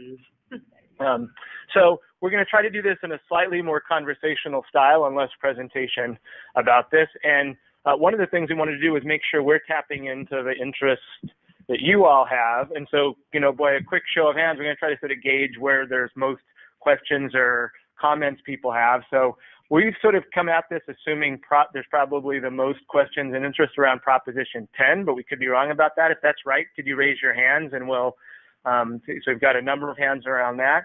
How about Prop 5? Sure number of hands. Prop 6? A little bit. And how about our 2 bond measures, Prop 1 and 2? So, okay, we're about right. So part of what's happening here is, when you think about the 5 measures that we've talked about here, is you can tell the state has a housing affordability crisis, right? Because we've got 4 different ballot measures dealing in some fashion or another with trying to help some community of some kind with housing affordability issues or that they may be facing, and in different directions and different, targeted communities. So let's talk a little bit more about Proposition 10, because that's the one where I think there's often a lot of confusion and there's a lot of questions. And I'm going to start with Shane here, because I know your organization has taken a position on Proposition 10 and ask you to sort of say, what do you think the Proposition 10 would mean for the communities that you serve? As Sarah Kimberlin outlined before, a lot of what Proposition 10 has to do with, a lot of the questions people have are about the local design that follows if the Costa-Hawkins Act is repealed? Sure, thank you. Thank you so much for having me here. Big fan of your work. I'm happy to be here with all of you. So raise your hand if you know what Prop 10 is. And keep your hand up if you know what Costa-Hawkins is. Okay, oh, very good. So most of you know, but I think the big problem with this campaign, as polls are showing, is that most people don't understand what it is, and there's a lot of misinformation out there. It's technical. Those of you who know what it is know that to be true. But basically, Costa-Hawkins is a state law that places restrictions on rent control. So it limits how much we can limit rent increases. And because this state law is kind of tying our hands from regulating rents in the state, and it's making it difficult for cities to address the affordable housing crisis. So by repealing this state law, it would free up local jurisdictions to pass stronger rent stabilization ordinances to address the housing crisis in their local jurisdictions.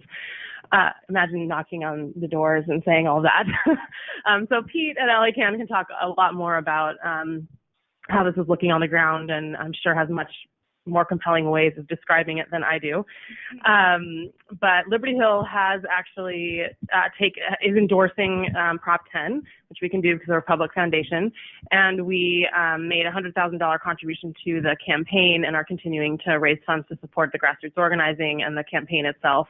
And we're doing that because in Los Angeles, we have the most people living on the street than anywhere in the country. And I think, while we are, very boldly investing in trying to stem the affordable housing crisis through investing in building affordable housing and providing services to people experiencing homelessness, we are at the same time fueling the homelessness crisis by allowing rents to skyrocket, even in Los Angeles City, where we have rent control.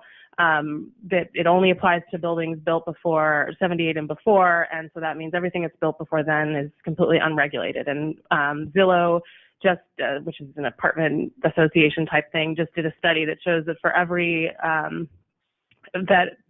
time rents go up across Los Angeles by 5%, 2,000 more people are homeless. So there's no question that increasing rents drives the homeless crisis, not to mention destabilizes families and plummets them further into poverty as they struggle to pay, to decide whether they should pay their rent or buy food for their families. So enabling local jurisdictions to put some kind of restriction on how much rents can increase is one tool that cities across the state are saying they need. Many cities have endorsed this. Many cities have rent control, and so the other side is saying basically that Prop 10 will increase rents, and I can go into that if sort of myth busting. Anyway, Prop 10 would allow local jurisdictions to control rents so that rents would stop going up so quickly. So I think I'll pause there and So it's interesting. I have to follow you, Shane, because I think it's going to be like ad nauseum. I think I'm going to add a couple of things that you said, put a finer point on them. And so I think it becomes really important to talk about what Prop 10 will not do, right? I think one of the things that people, that the other side, and there are sides on this Prop 10 fight, they would have you believe that when Prop 10 passes, automatically cities and counties will automatically expand rent control, right? That is not true, right? If Prop 10 passes, and we hope it will pass because we're on the ground every day knocking on doors, involved in the IVE campaign with California Calls and others to make sure it passes. If it in fact passes, for us in Los Angeles, the work really just begins. Right? Because then at the local level, local jurisdictions, either through voter initiative or getting with elected officials who in Los Angeles have a very cozy relationship with developers and apartment interests, we would have to fight additional campaigns to make sure that those protections are actually realized, right? And so I think that's really, really important in these conversations to say, particularly when we're talking to fundraisers and grants folks, because implementation, Usually the campaigns, like Prop 10 campaigns, are sexy now. You know, when you can take the pictures, when you can show both sides. But when the cameras go dark is when the work happens, right? Implementation, where we need to build infrastructure to hold those accountable, to develop the types of policies that are actually going to make our communities whole with these advances. And I, like Shane, I'm going to stop right now, because if I don't, we will be here forever. Hello, everyone. Thank you for giving me this opportunity to be here with you today. Just wanted to add, totally in agreement with my colleagues here. I just wanted to emphasize what a tough fight this is going to be. So the California Apartment Association has raised $34 million to stop Prop 10.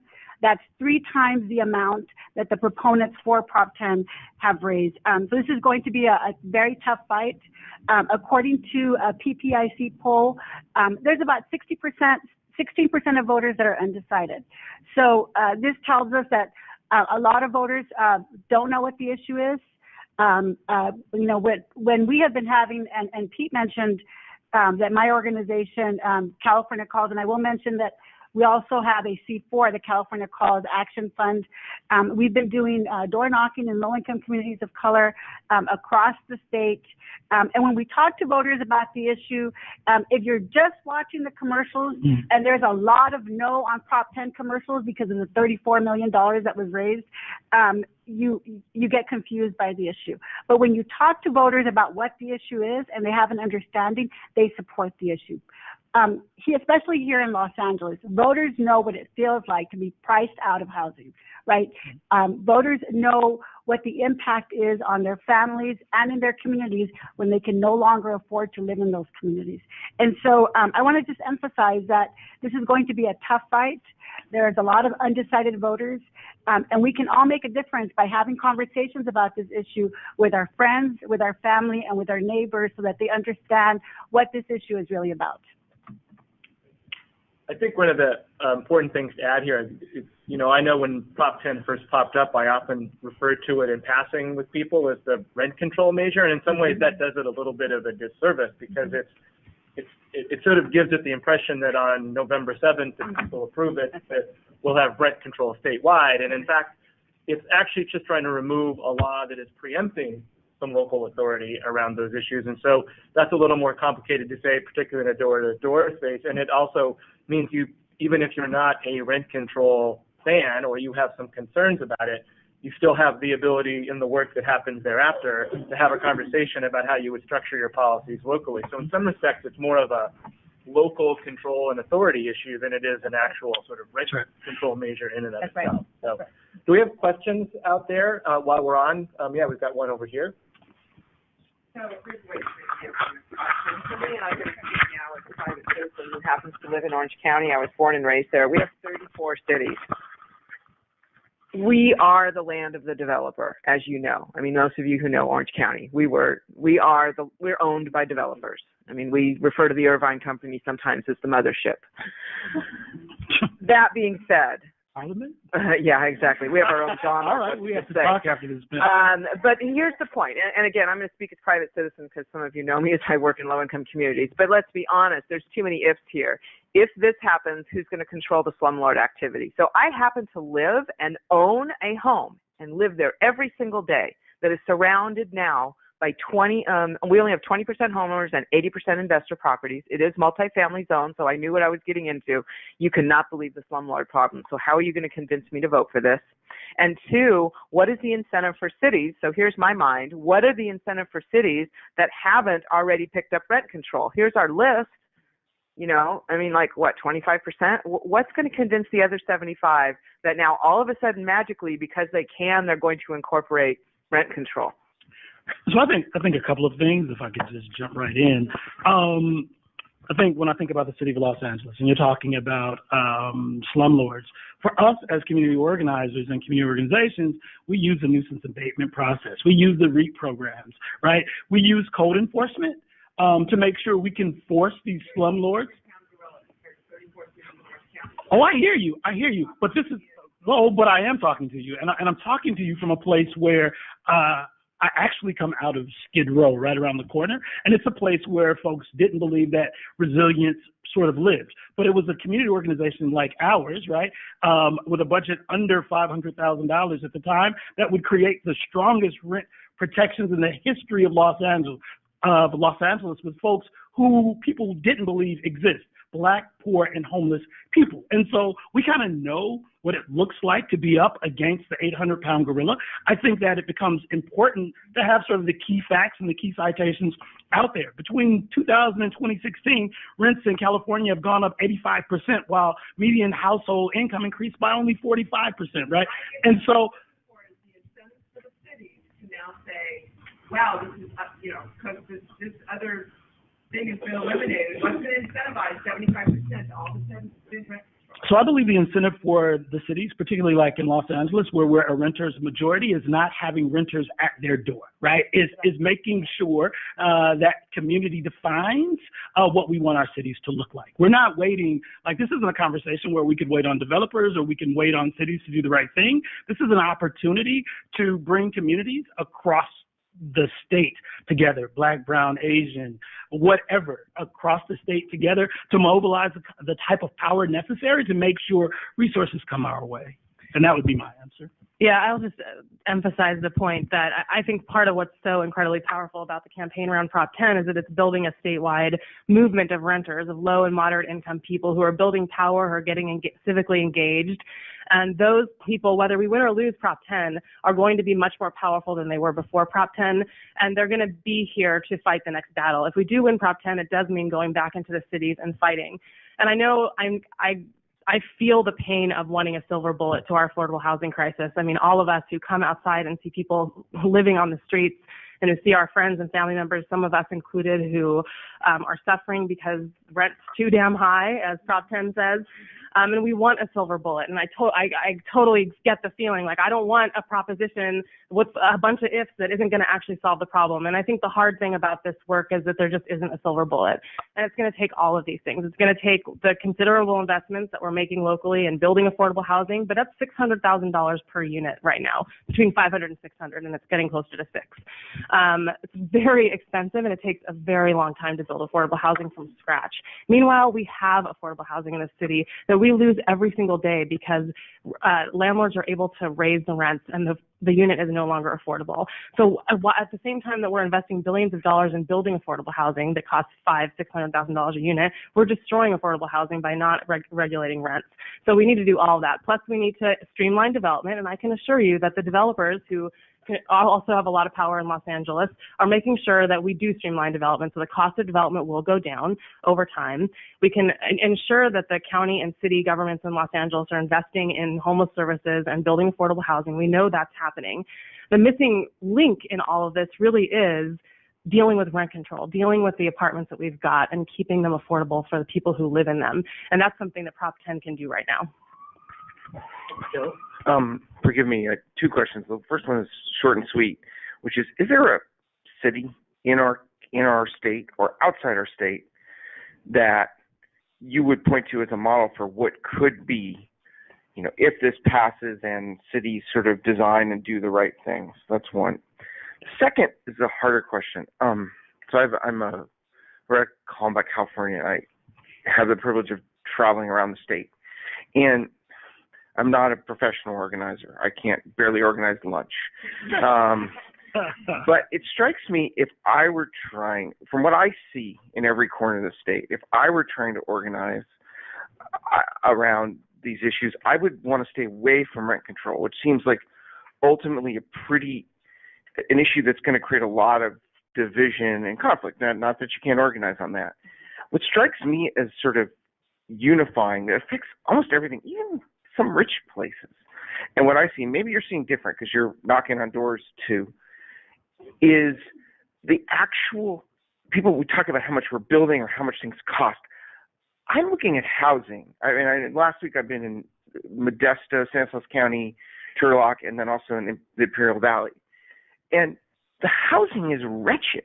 It's old. Across the board, it's decaying. Even the homeowners, everyone's getting old in this state, and they're not keeping it up. And the kind of, people are paying. It's not just what people are paying. it's what they're getting that's kind of shocking for what they're paying. I mean, go down to, as go to Westlake. I mean, my God. I mean, in parts of Turlock, I mean, people paying. I mean, it sounds cheap for these parts. People paying $800,000 or $900,000, but the apartment or the home is tiny and falling down around them. The infestation. I mean, it strikes me that getting capital into renewing. I mean, we're going to lose the housing we have, and getting capital into renewing it strikes me as something. But I don't hear anything about that. Maybe there's a lot going on and I just miss it. It wouldn't be the first time I miss something big. Anyway, those are my two questions. I can. Yeah. It feels like I can. Yes, I can. LA can. A shameless plug. I wish I could point to that city in California or that county. I wish I could point to that place in the country that's doing it right, that's doing it well. No one is, right? There's not that place. We have to create that place, right? When I think about, to your second question, what about the old housing? For me, and this is sort of piggybacking on something that Shane said, this isn't just a conversation about rent control. It's a conversation about preservation. It's a conversation about the cost of building, right? It's also a conversation about, and we're talking a lot more about this both locally and some of our sort of international work, how do we redefine space in places like Los Angeles? And so when you travel to Europe and other places, 350 to 500 square feet is what people are living in, right? For us here, it's 1,200 on up, right? How do we reimagine what space it is that we need? I understand, for us, when you talk about slum housing, we know slum housing well in our work in South Central Los Angeles, where I'm from, and downtown Los Angeles. The only thing that we can do on slum housing is forced to get it fixed. Is forced to get it fixed, right? To look at the social determinants of health and forced to get it fixed. It's not going to be the thing where we can say, that housing is falling down and people should just go somewhere else and find better housing, because better housing does not exist. Now, there was a Harvard study that came out, I guess it was about 7 months ago, that showed in Los Angeles County we're in need of 550,000 units of housing between the area median incomes of 30 to 60%, right? And so, but what people aren't realizing, if we don't fix that, those numbers of people are the folks who are going to join the increasing ranks of houseless folks across the region. And so there is no silver bullet. This isn't the silver bullet. It's just another tool to help us make sure people stay inside. Yeah, I want to address this. When you were talking about some of the housing that people live in, and you mentioned that areas in the Central Valley. So a lot of people may not know this, but I'm originally from the Coachella Valley, which is very similar to the Central Valley. My parents were farm workers, and I lived in a farm labor camp. And so this was housing there was former military barracks that were turned into housing for farm worker families.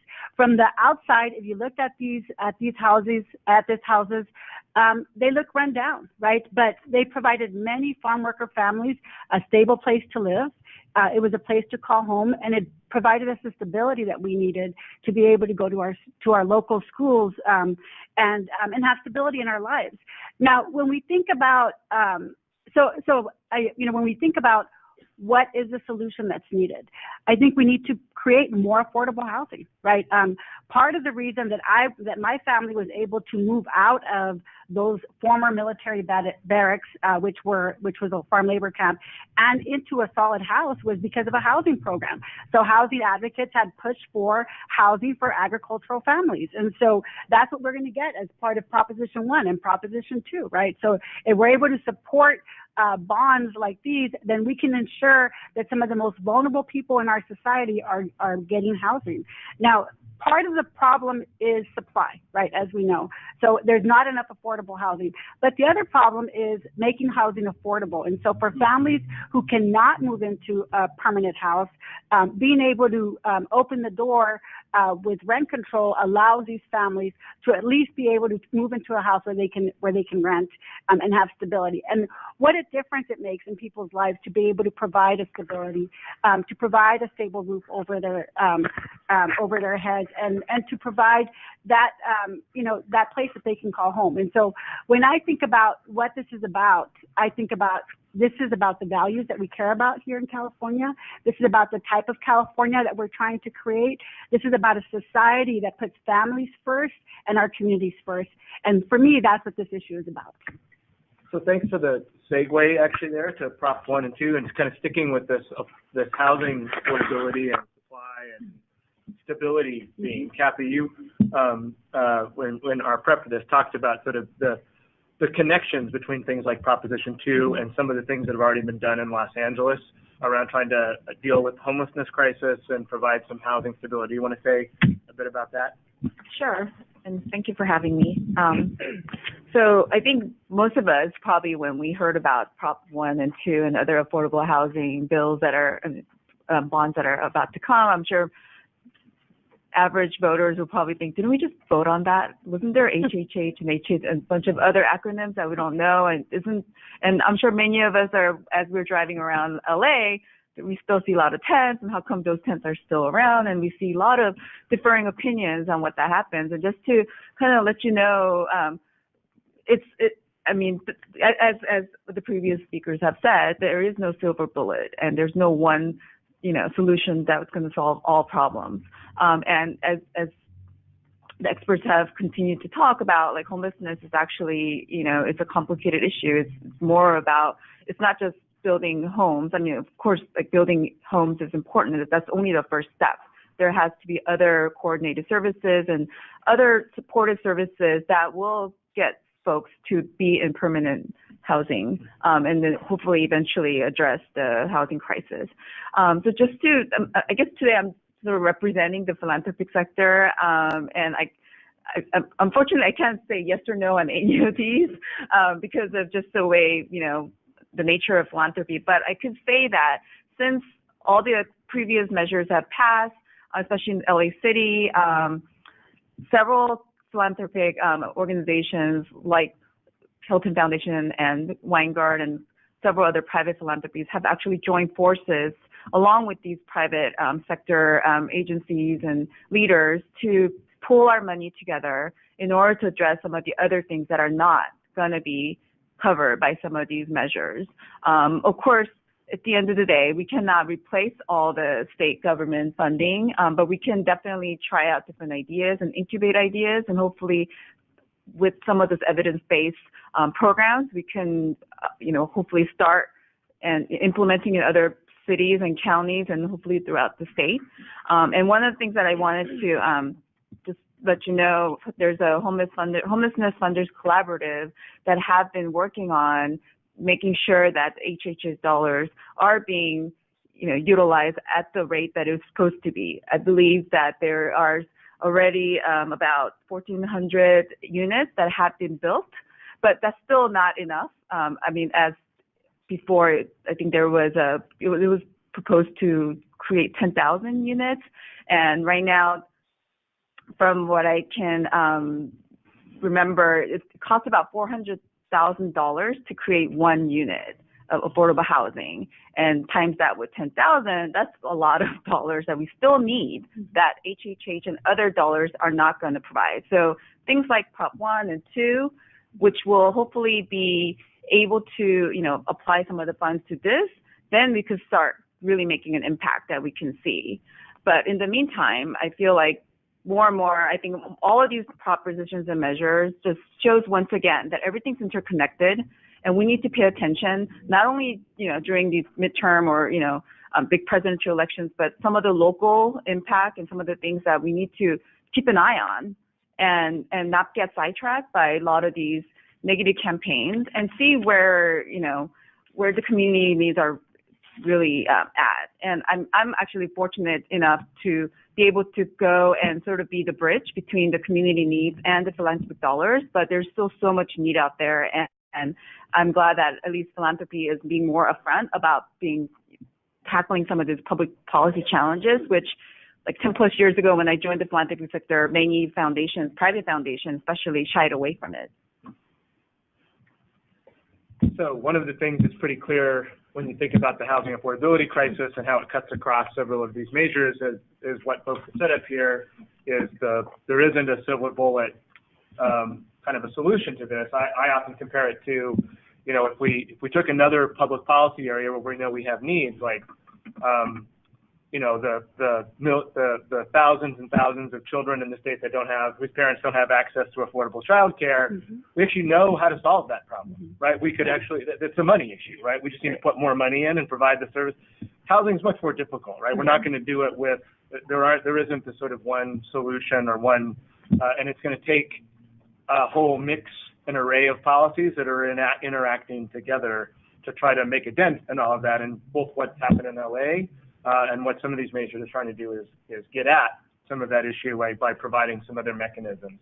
And then there's Prop 5. Oh yeah, go ahead. Nobody asked, but I'll tell you anyway.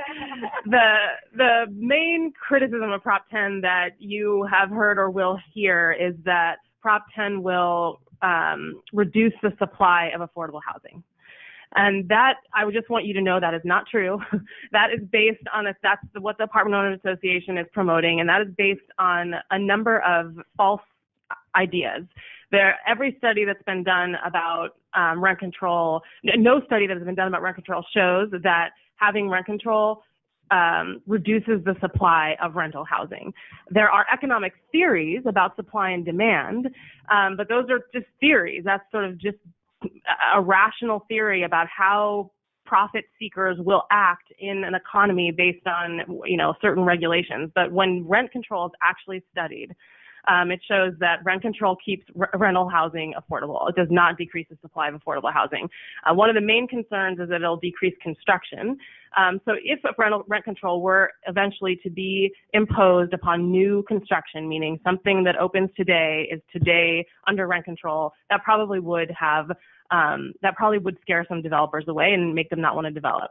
But most people who are talking about enacting stronger rent control provisions in local jurisdictions are talking about some, you know, delayed period, 10 or even 20 years, so that it would not affect new construction. If rent control doesn't impact new construction, then it is, you know, there's no reason to believe that in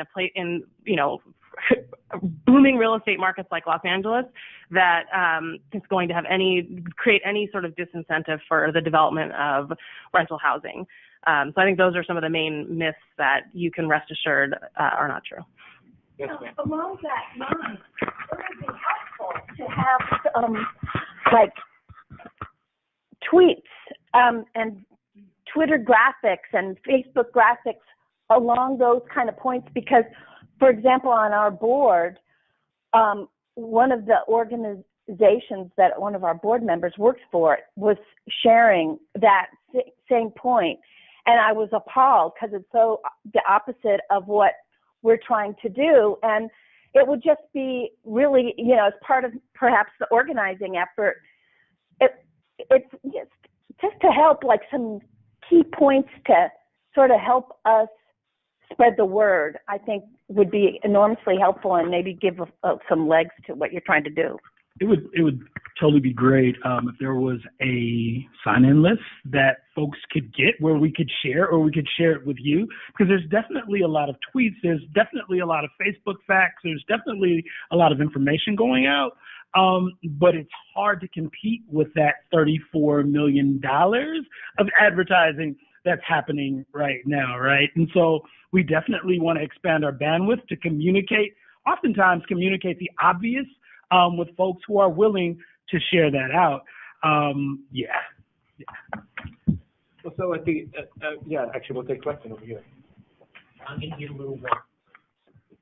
Wait, that was an earlier panel. Wrong panel. This is the feelings panel. This is the values panel.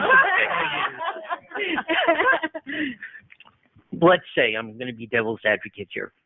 I'm a building owner, an apartment owner, and I'm expecting a certain return on my investment.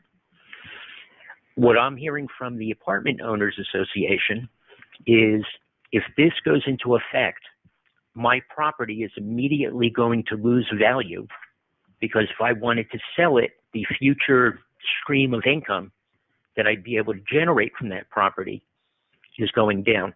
How do you convince the voter who doesn't understand the issue that, you know, you're not taking money away from the property owner?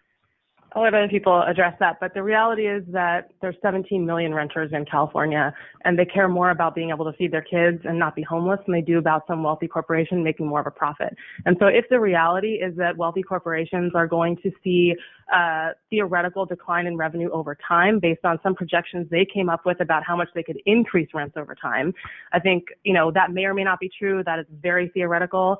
But at the end of the day, if we're going to tackle an affordable housing crisis of this magnitude, then we're all going to have to pitch in. And I think it's only fair to ask that wealthy corporations pitch in too. And when we talk to voters about this issue, most voters understand the affordable housing crisis and think we should all pitch in and are more concerned about people suffering than profits. I don't know that there's any way to change that developer's or that property owner's mind, but I think that's a different battle. From what we know about the research about the value of properties, it's pretty unlikely that there's an impact on the actual value. The factors that actually drive the value of property has a lot more to do with some of the issues Sarah outlined earlier and that have been talked about here about, you know, would it create some sort of incentive for folks to take apartment rentals and use them in other ways. So if there was, you know, those are the kind of things that can be dealt with through local ordinances. But the, you know, state with a housing supply shortage and a lot of demand, there's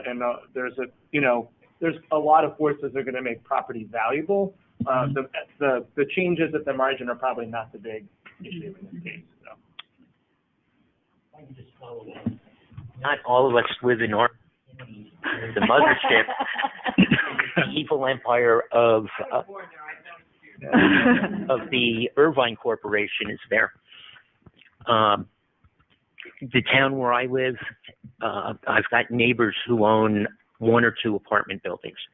So I'm not dealing with some big nameless corporation out there. I'm dealing with my neighbors. So how do you communicate to the at-home voter that you're not hurting their neighbor as opposed to a big nameless corporation? So I'm going to play devil's advocate, but after I answer the question, I think one of the things that we have to say to our neighbors, particularly if you live in Los Angeles, while I was hanging out in Oakland, all across the state, is that if we don't control rents, if we don't preserve housing, we're going to see more houseless people on our streets, in our neighborhoods. I think it's also important to note and realize that it's very interesting in Los Angeles. Los Angeles has finally confessed that homelessness is not created for like 25 years, 30 years, and pushing sort of the narrative of why people are actually homeless, the industrialization of years.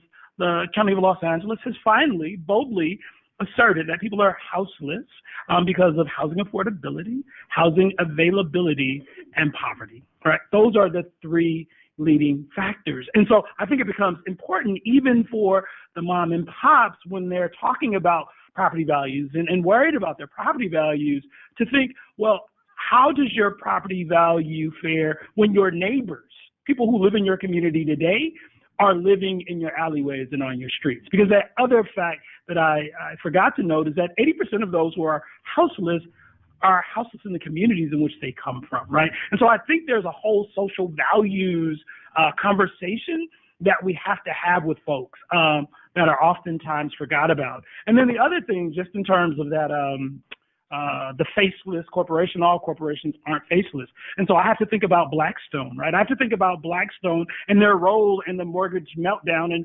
after, Wall Street was bailed out, they had the ability to come back and buy up single-family houses all through South Central Los Angeles of single, mostly women owners who lost their properties, and now they're renting those properties at crazy amounts and spurring on gentrifications.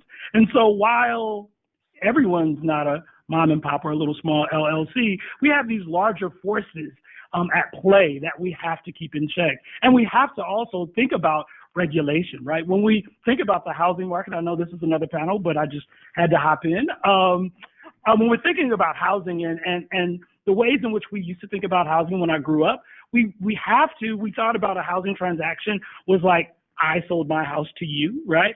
That is not the way housing works now, right? We're talking about the financialization of housing. We're talking about housing as investments, right? We're talking about downtown Los Angeles with a 12% vacancy rate in luxury housing, and people are like, how does it pencil out? How does it pencil out if it's half empty? It pencils out because it's not about the numbers of people who are renting. It's about the numbers of investments, right? And the numbers of investors and the numbers of people who are parking their cash on the backs of people in Los Angeles and other places. And so, yeah, there is some evil empire. I hopped off the mothership too, but I hopped off fighting. I just wanted to add one point on the mom and pop landlords issue, that that's an issue that can totally be addressed through local rent control ordinances. And in fact, some of the existing rent control ordinances specifically exempt properties that are owned by mom and pop landlords with, below a certain number of units. 4 units is fairly common, but you could set it at any point. And there's a lot of ability to set things differently at the local level. You could have different rent caps for mom and pops versus large corporate owners. So, that's definitely, it falls into the category of things that, if that's a concern at the local level, it can be addressed at the local level. There's clearly a lot of interest around all these issues of housing and affordability and a lot of intensity, and we have a lot of proposals on the work, either things that have happened over the last couple of years, legislatively or locally. But we have some of these other ballot measures that are out there that we're trying to get to. Okay. So my question to all of you, as you think about that, you can talk about any of them if you'd like, is sort of, as you look out there at the landscape of this ballot season, are there other measures where you have particular concerns around how they would affect the communities that your organizations serve? And we can start with any of them, or we can keep talking about housing affordability because there's probably more to say. Well, I would actually like to move the conversation to Proposition 5 if we can. I just think this initiative is such a sham. Prop 5, to be clear, would drain about $1 billion from schools and local governments, right? So from local government services. And these are important services that we all depend on, like fire, emergency responder services, and healthcare services. And all of this just to benefit the main proponent of the measure, which is the California Association of Realtors. So when I think about what's at stake in November in relation to Prop 5, what's at stake is our schools and our communities and making them first, right? Supporters of Proposition 5 argue that it will help alleviate the housing crisis, but again, it's only going to help older homeowners over 55 who already own a home move into a more expensive home while keeping their lower property tax bills from their old homes. It does nothing to help low-income seniors. It does not create new housing. It does nothing to help renters or first-time home buyers afford a home. Just so folks understand what an investment the California Association of Realtors are making with this, they've already spent $7.2 million on Proposition 5. Knowing that the polling for Prop 5 has been horrible, right? Because when voters actually start to read the measure and they see that it's not going to build new housing and it's not about affordable housing, that it's only about profits, voters are not likely to support it. So knowing that their chances are slim to win in November, the California Association of Realtors has already submitted ballot language for a 2020 measure. And really the 2020 measure that they submitted ballot language for is very similar to Prop 5. It also is an attempt to undermine an effort for broader reforms, which is around the schools, which is around making schools and communities first, and closing a tax loophole that allows millionaires and billionaires and corporate landowners from paying their fair share. So I just want folks to be clear, right? It's not going to do anything for affordable housing. Prop 5 is all about bigger profits for the California Association of Realtors. So Veronica clearly has a perspective. But I do want to say that, there is, behind Prop 5, as Jill was raising earlier, there is this worry, right, out there that the regime that we created in this state through Prop 13 and all of its children over the years has resulted in some contingent, probably a small contingent, but some contingent of people who are older who are feeling stuck in place, right? They're on a fixed income and they feel like if they move, the property tax bill.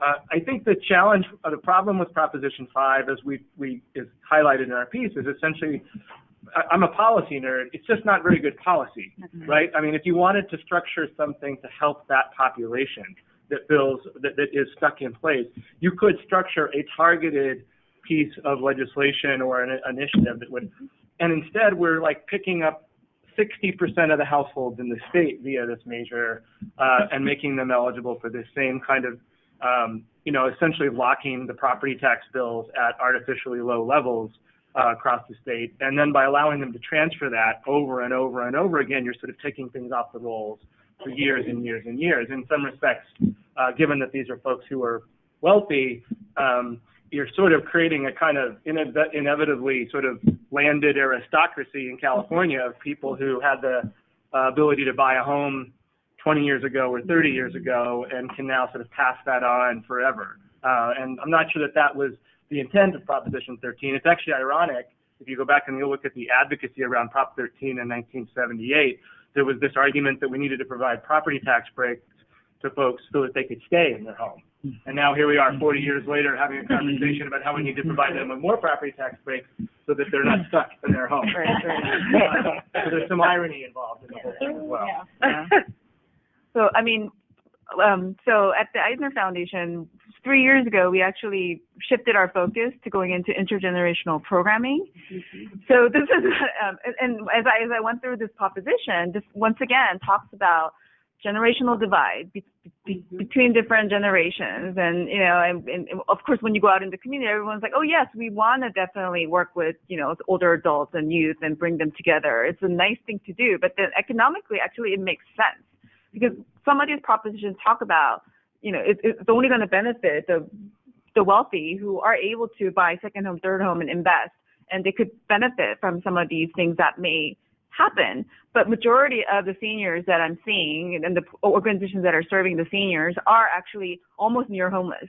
Many of them are stuck with a big property that they cannot get rid of, or they don't have other means, or they're not yet ready to go into assisted living and others. And so we're actually trying to look for different innovative models throughout the country that brings creative solutions to some of these crises. For example, there's house sharing models that we've seen mostly in the East Coast. There's some that are popping up here in the West Coast where if you have extra rooms in your house, they actually do, they match folks. It's more of a permanent Airbnb, I guess, where if you have college students or grad students, other young people who cannot afford to, live in a area, especially in downtown LA area, for example, if you live nearby and if you have extra rooms, they will actually match those renters to those senior homes. And then there's been many effects to like how there's positive outcome and how you could actually truly build a healthy community. But once again, it goes back to we need more creative solutions, creative ways for people to really participate into building an equitable community and not put more people in silos, especially, and create this continued, generational, warfare. Mm-hmm. I saw a couple of hands pop up earlier. Questions or comments? Maybe not.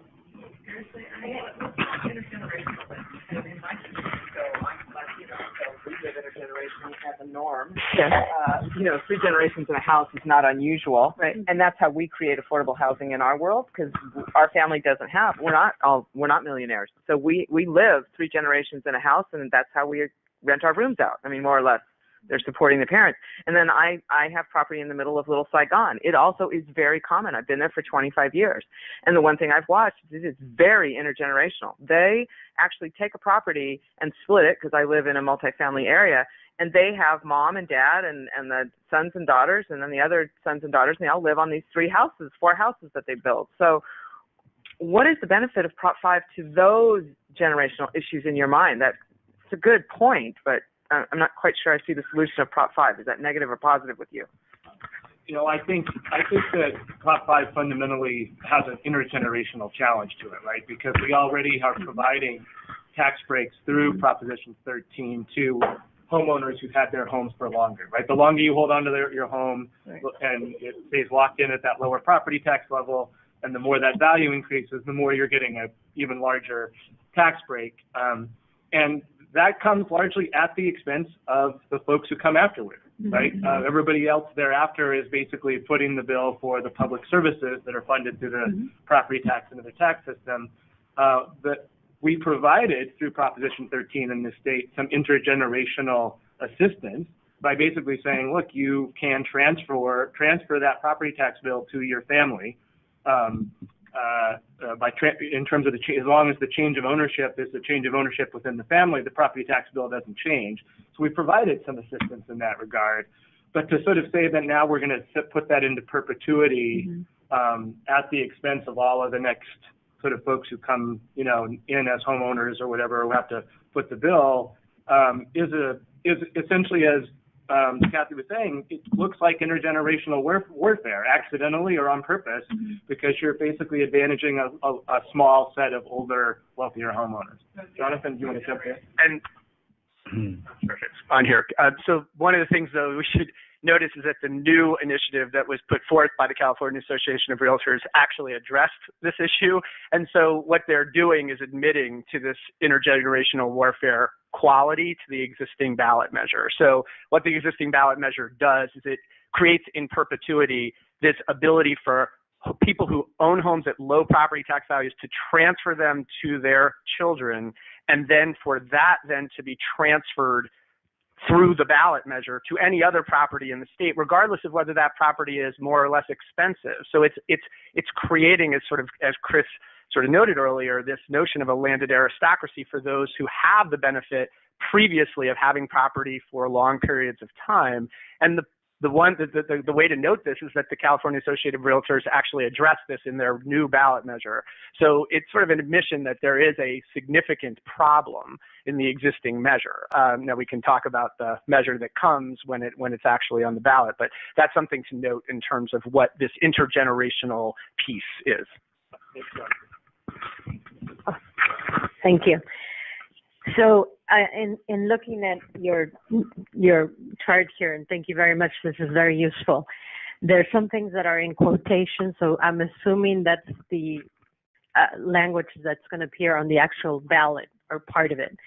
And on the proponent side, they argue that this proposition does not take funding away from public schools and does not take funding away from public safety, quotations. So what is the short elevator speech that you would give somebody, because we're telling them, yes, indeed, it will take funding away from that. And they can come back at you and say, no, it doesn't. Well, I mean, I guess the short speech is, according to the LAO, which is a nonpartisan organization, they have said that it would take about $1 billion from local government. So we know that property taxes, the revenue from property taxes, goes to fund schools and local government services. And so and according to the LAO analysis, it would take away the $1 billion. And so I think it's pretty clear in the analysis by the LAO, and then just looking at where property tax revenue goes. I think it goes deeper than that, because I guess if we lose that funding, the state under Prop 98 would have to backfill it. So is that the answer? Are they misleading? Are the proponents misleading the public? So the debate there is largely about estimates, right? So those of us talking about it here are talking about the Legislative Analyst's Office estimate of what this would mean impact-wise, which is a nonpartisan organization that's charged by the state legally with providing analyses of these issues. We're relying on, a well-informed, educated estimate of what this might mean. And as Jonathan was outlining earlier, it's because of people who would move anyways, whose property tax bill will be lower, so there therefore would be less revenue in the system. But the folks who are proponents have their own set of estimates that are largely arguing that because this will create an incentive for the folks who feel stuck in their homes to move, that there'll be a much larger bump in the number of people who move, largely buying more expensive properties, and that those more expensive properties will still generate some additional property tax revenue that will then offset what the LAO is saying. So there's sort of what the debate is largely about one side saying, look, there's going to be a big wave of property purchases that will generate some additional revenues in the state, and the LAO's analysis, which says, no, we think the much bigger hit is going to come from the loss of revenues because of the folks who would have moved anyway. That's a quick way to describe it. Yeah. So this applies if a homeowner buys multiple properties. It's not if they just move from their existing home to another home. No, it's about the transfer. You would have to be moving out of a home that you're in now and purchasing another property. So it's not, you can't have a home now, buy a second home, and apply your property tax bill from your. How does it apply to the children when the parents pass a home? So under Proposition 13, you can, Proposition 13 says that you can transfer, if the property changes ownership, and that ownership is to someone in the family, that you maintain that same property tax bill. So when you combine the two things, what Proposition 5 would do in Proposition 13, it means that both the folks who have those homes now can continue to transfer the property, and when they want to, they can also transfer that to the children. So it's sort of, it's the two things working in combination that create what Jonathan was describing earlier. I think the other thing that has been confusing for folks is when we think about this tax credit, right, that's provided to older folks who are looking to buy another home. According to the current law, you can do that one time, and then with Proposition 5, it would remove that limit, so you could actually do it when there's no limit. So you can use the tax credit more than one time. So I think that's another piece that for some people has been confusing about this issue. You mentioned Prop 13, and I was wondering if there was an effort, the schools and communities first, that Karen Bass was really pushing, and I was wondering if that made it onto the ballot to adjust the property taxes, not for private homeowners, but for businesses being transferred so that it's more in keeping with today's market. Do you know? We happen to have somebody that speaks to that issue. Thank you. Happy to talk about the issue.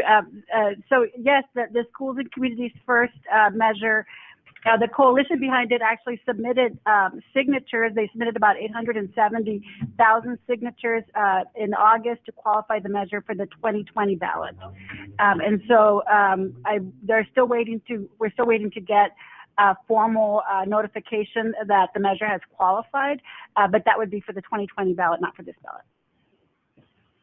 So as you all think about the communities you serve as well, one of the issues we haven't talked about here is Prop 6, which is the transportation funding package, or what people are commonly thinking of as the repeal of the gas tax. But what are you hearing in your communities? I know this is one of those that's a tough issue, right? Because a lot of our organizations try to help disadvantaged communities in various sorts of ways. And as I was describing earlier, there's often concerns raised about how the impacts of rising gas taxes impact those communities. As that campaign has moved through, what have you been hearing from folks in your communities about their thoughts about the need for the transportation funding, their concerns about the gas tax? I mean, unfortunately, I can't talk because I haven't been talking in a second. Unfortunately, not much, right? Because we've really been focused on 2 and 10, right? And so I'm going to sit here like a student to hear more so I know what to take back. I think initially when the gas tax was passed, I think there was a lot of concerns, right? There was a lot of concerns about what the impact would be on low-income communities. There was concerns around it being a regressive tax. I think that the tide has changed on the issue. For a lot of us living here in Los Angeles, probably on your way here to this meeting, you drove over a pothole or you drove over a street that was falling apart. And so I think a lot of people have been seeing repairs happening in their communities, and in fact across the state. They're currently repairing a lot of the roads, and so I think the tide has really changed on it, where people are now seeing the benefit of the gas tax. And I've heard a lot of people say, that they're willing to pay 12 cents, an extra 12 cents for gas, if it means you don't have to deal with a flat tire because of a pothole, or you don't have to do a realignment on your car because of a pothole. So I think that the tide has really changed on it, and there hasn't been a lot of discussion. I think that most of the discussion around the November ballot has been around housing, and as a result of repairs happening in a lot of communities, I think voters are more open to it, and they're already used to it. Like the gas tax already went into effect, so people are already used to it, and they see the benefits of that directly in their communities.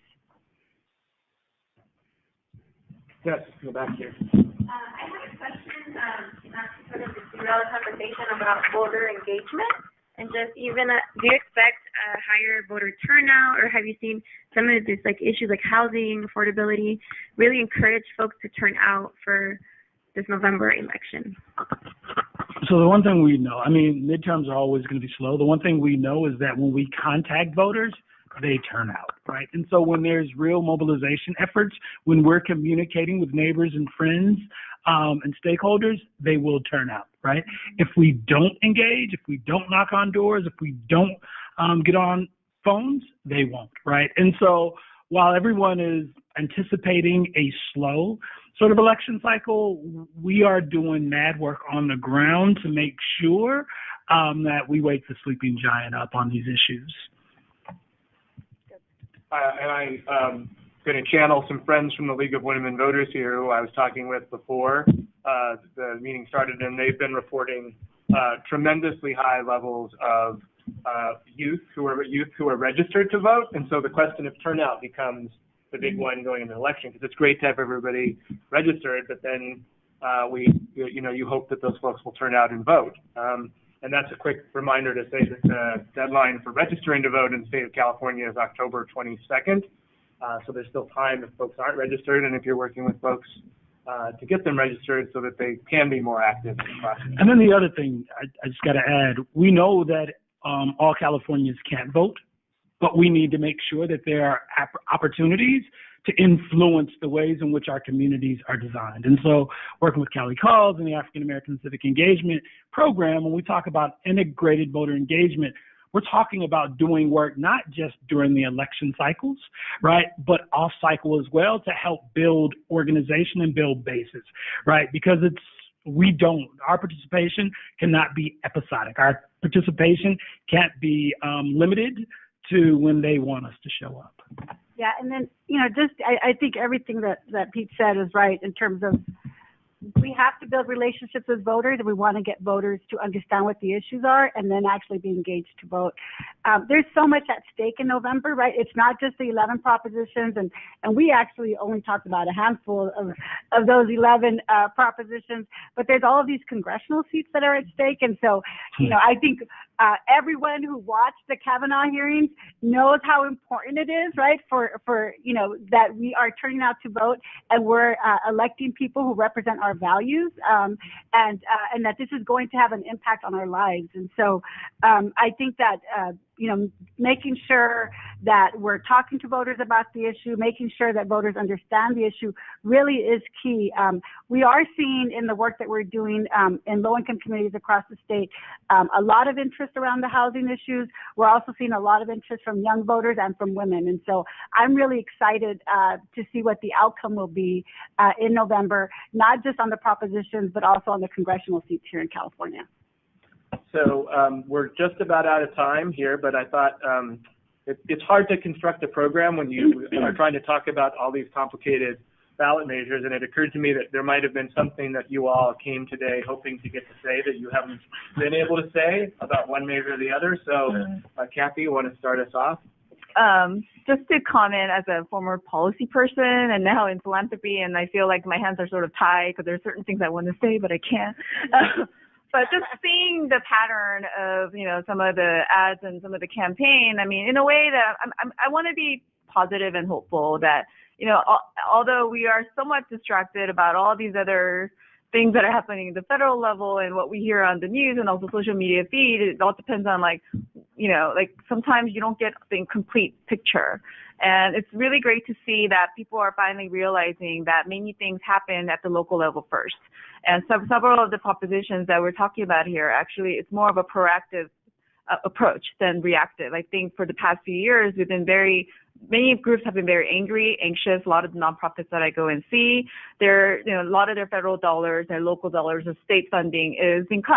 And now they're kind of sort of frantically coming to the private sector funders, to fill the gap. But, we're, as much as we try to help fill the gap, it's not going to solve all issues. And at the end of the day, it's going to really impact the constituents that they're serving. And this is all of, it's all, even with the transportation, you need the transportation for some of these folks to get to the services they need, go to their doctor's appointment or go to their employment because they cannot live in metropolitan area because they can't afford to live in affordable housing or whatnot. So I think it's really important to remember, once again, that we can't just pay attention every 2 years or every 4 years. There needs to be a continuous, momentum that needs to be built to build the infrastructure, to build these, community organizations, to let them know that they need to pay attention.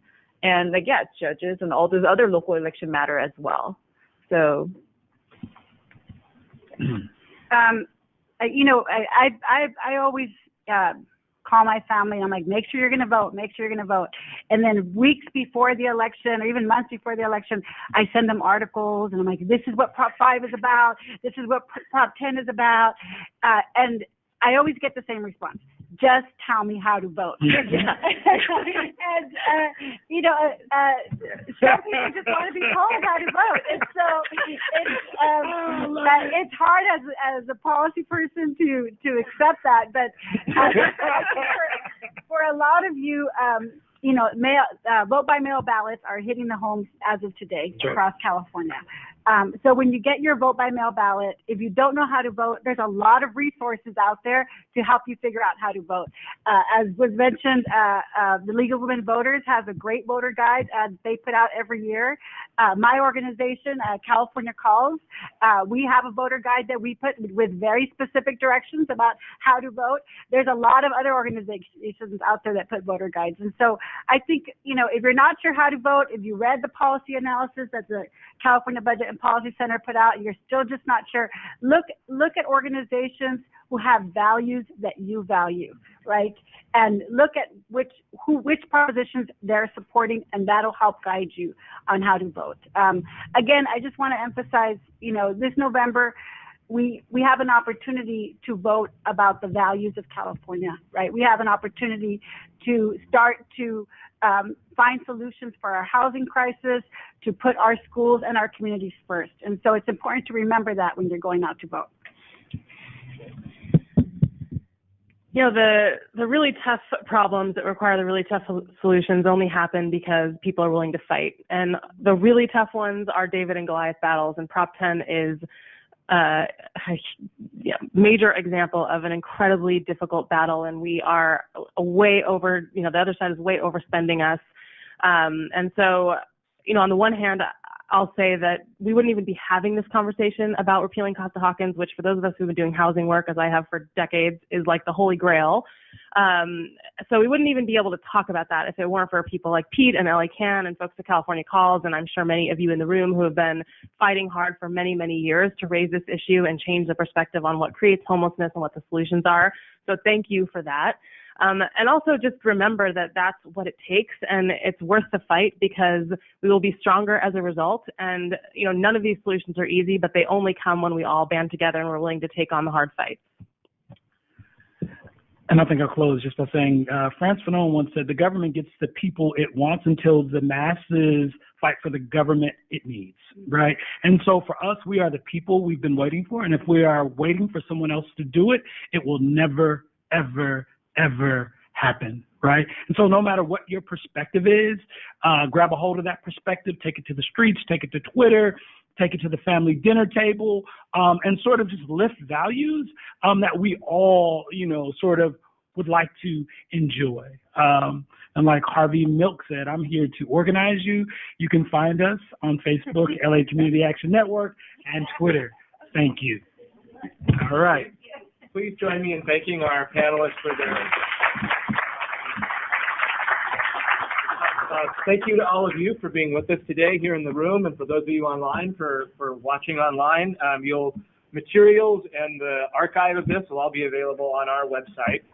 This is part of a public policy perspective speaker series that the Budget Center runs. The next one of those that you'll be hearing about from us is around some work we're doing looking at the need around child care and preschool systems in the state. We'll have some new data and analyses out, and we'll be doing an event on that. You'll get an email from us about that in the future. And our big event every year is an annual public policy conference that we do in Sacramento in March called Policy Insights. That's March 27th, 2019 this year.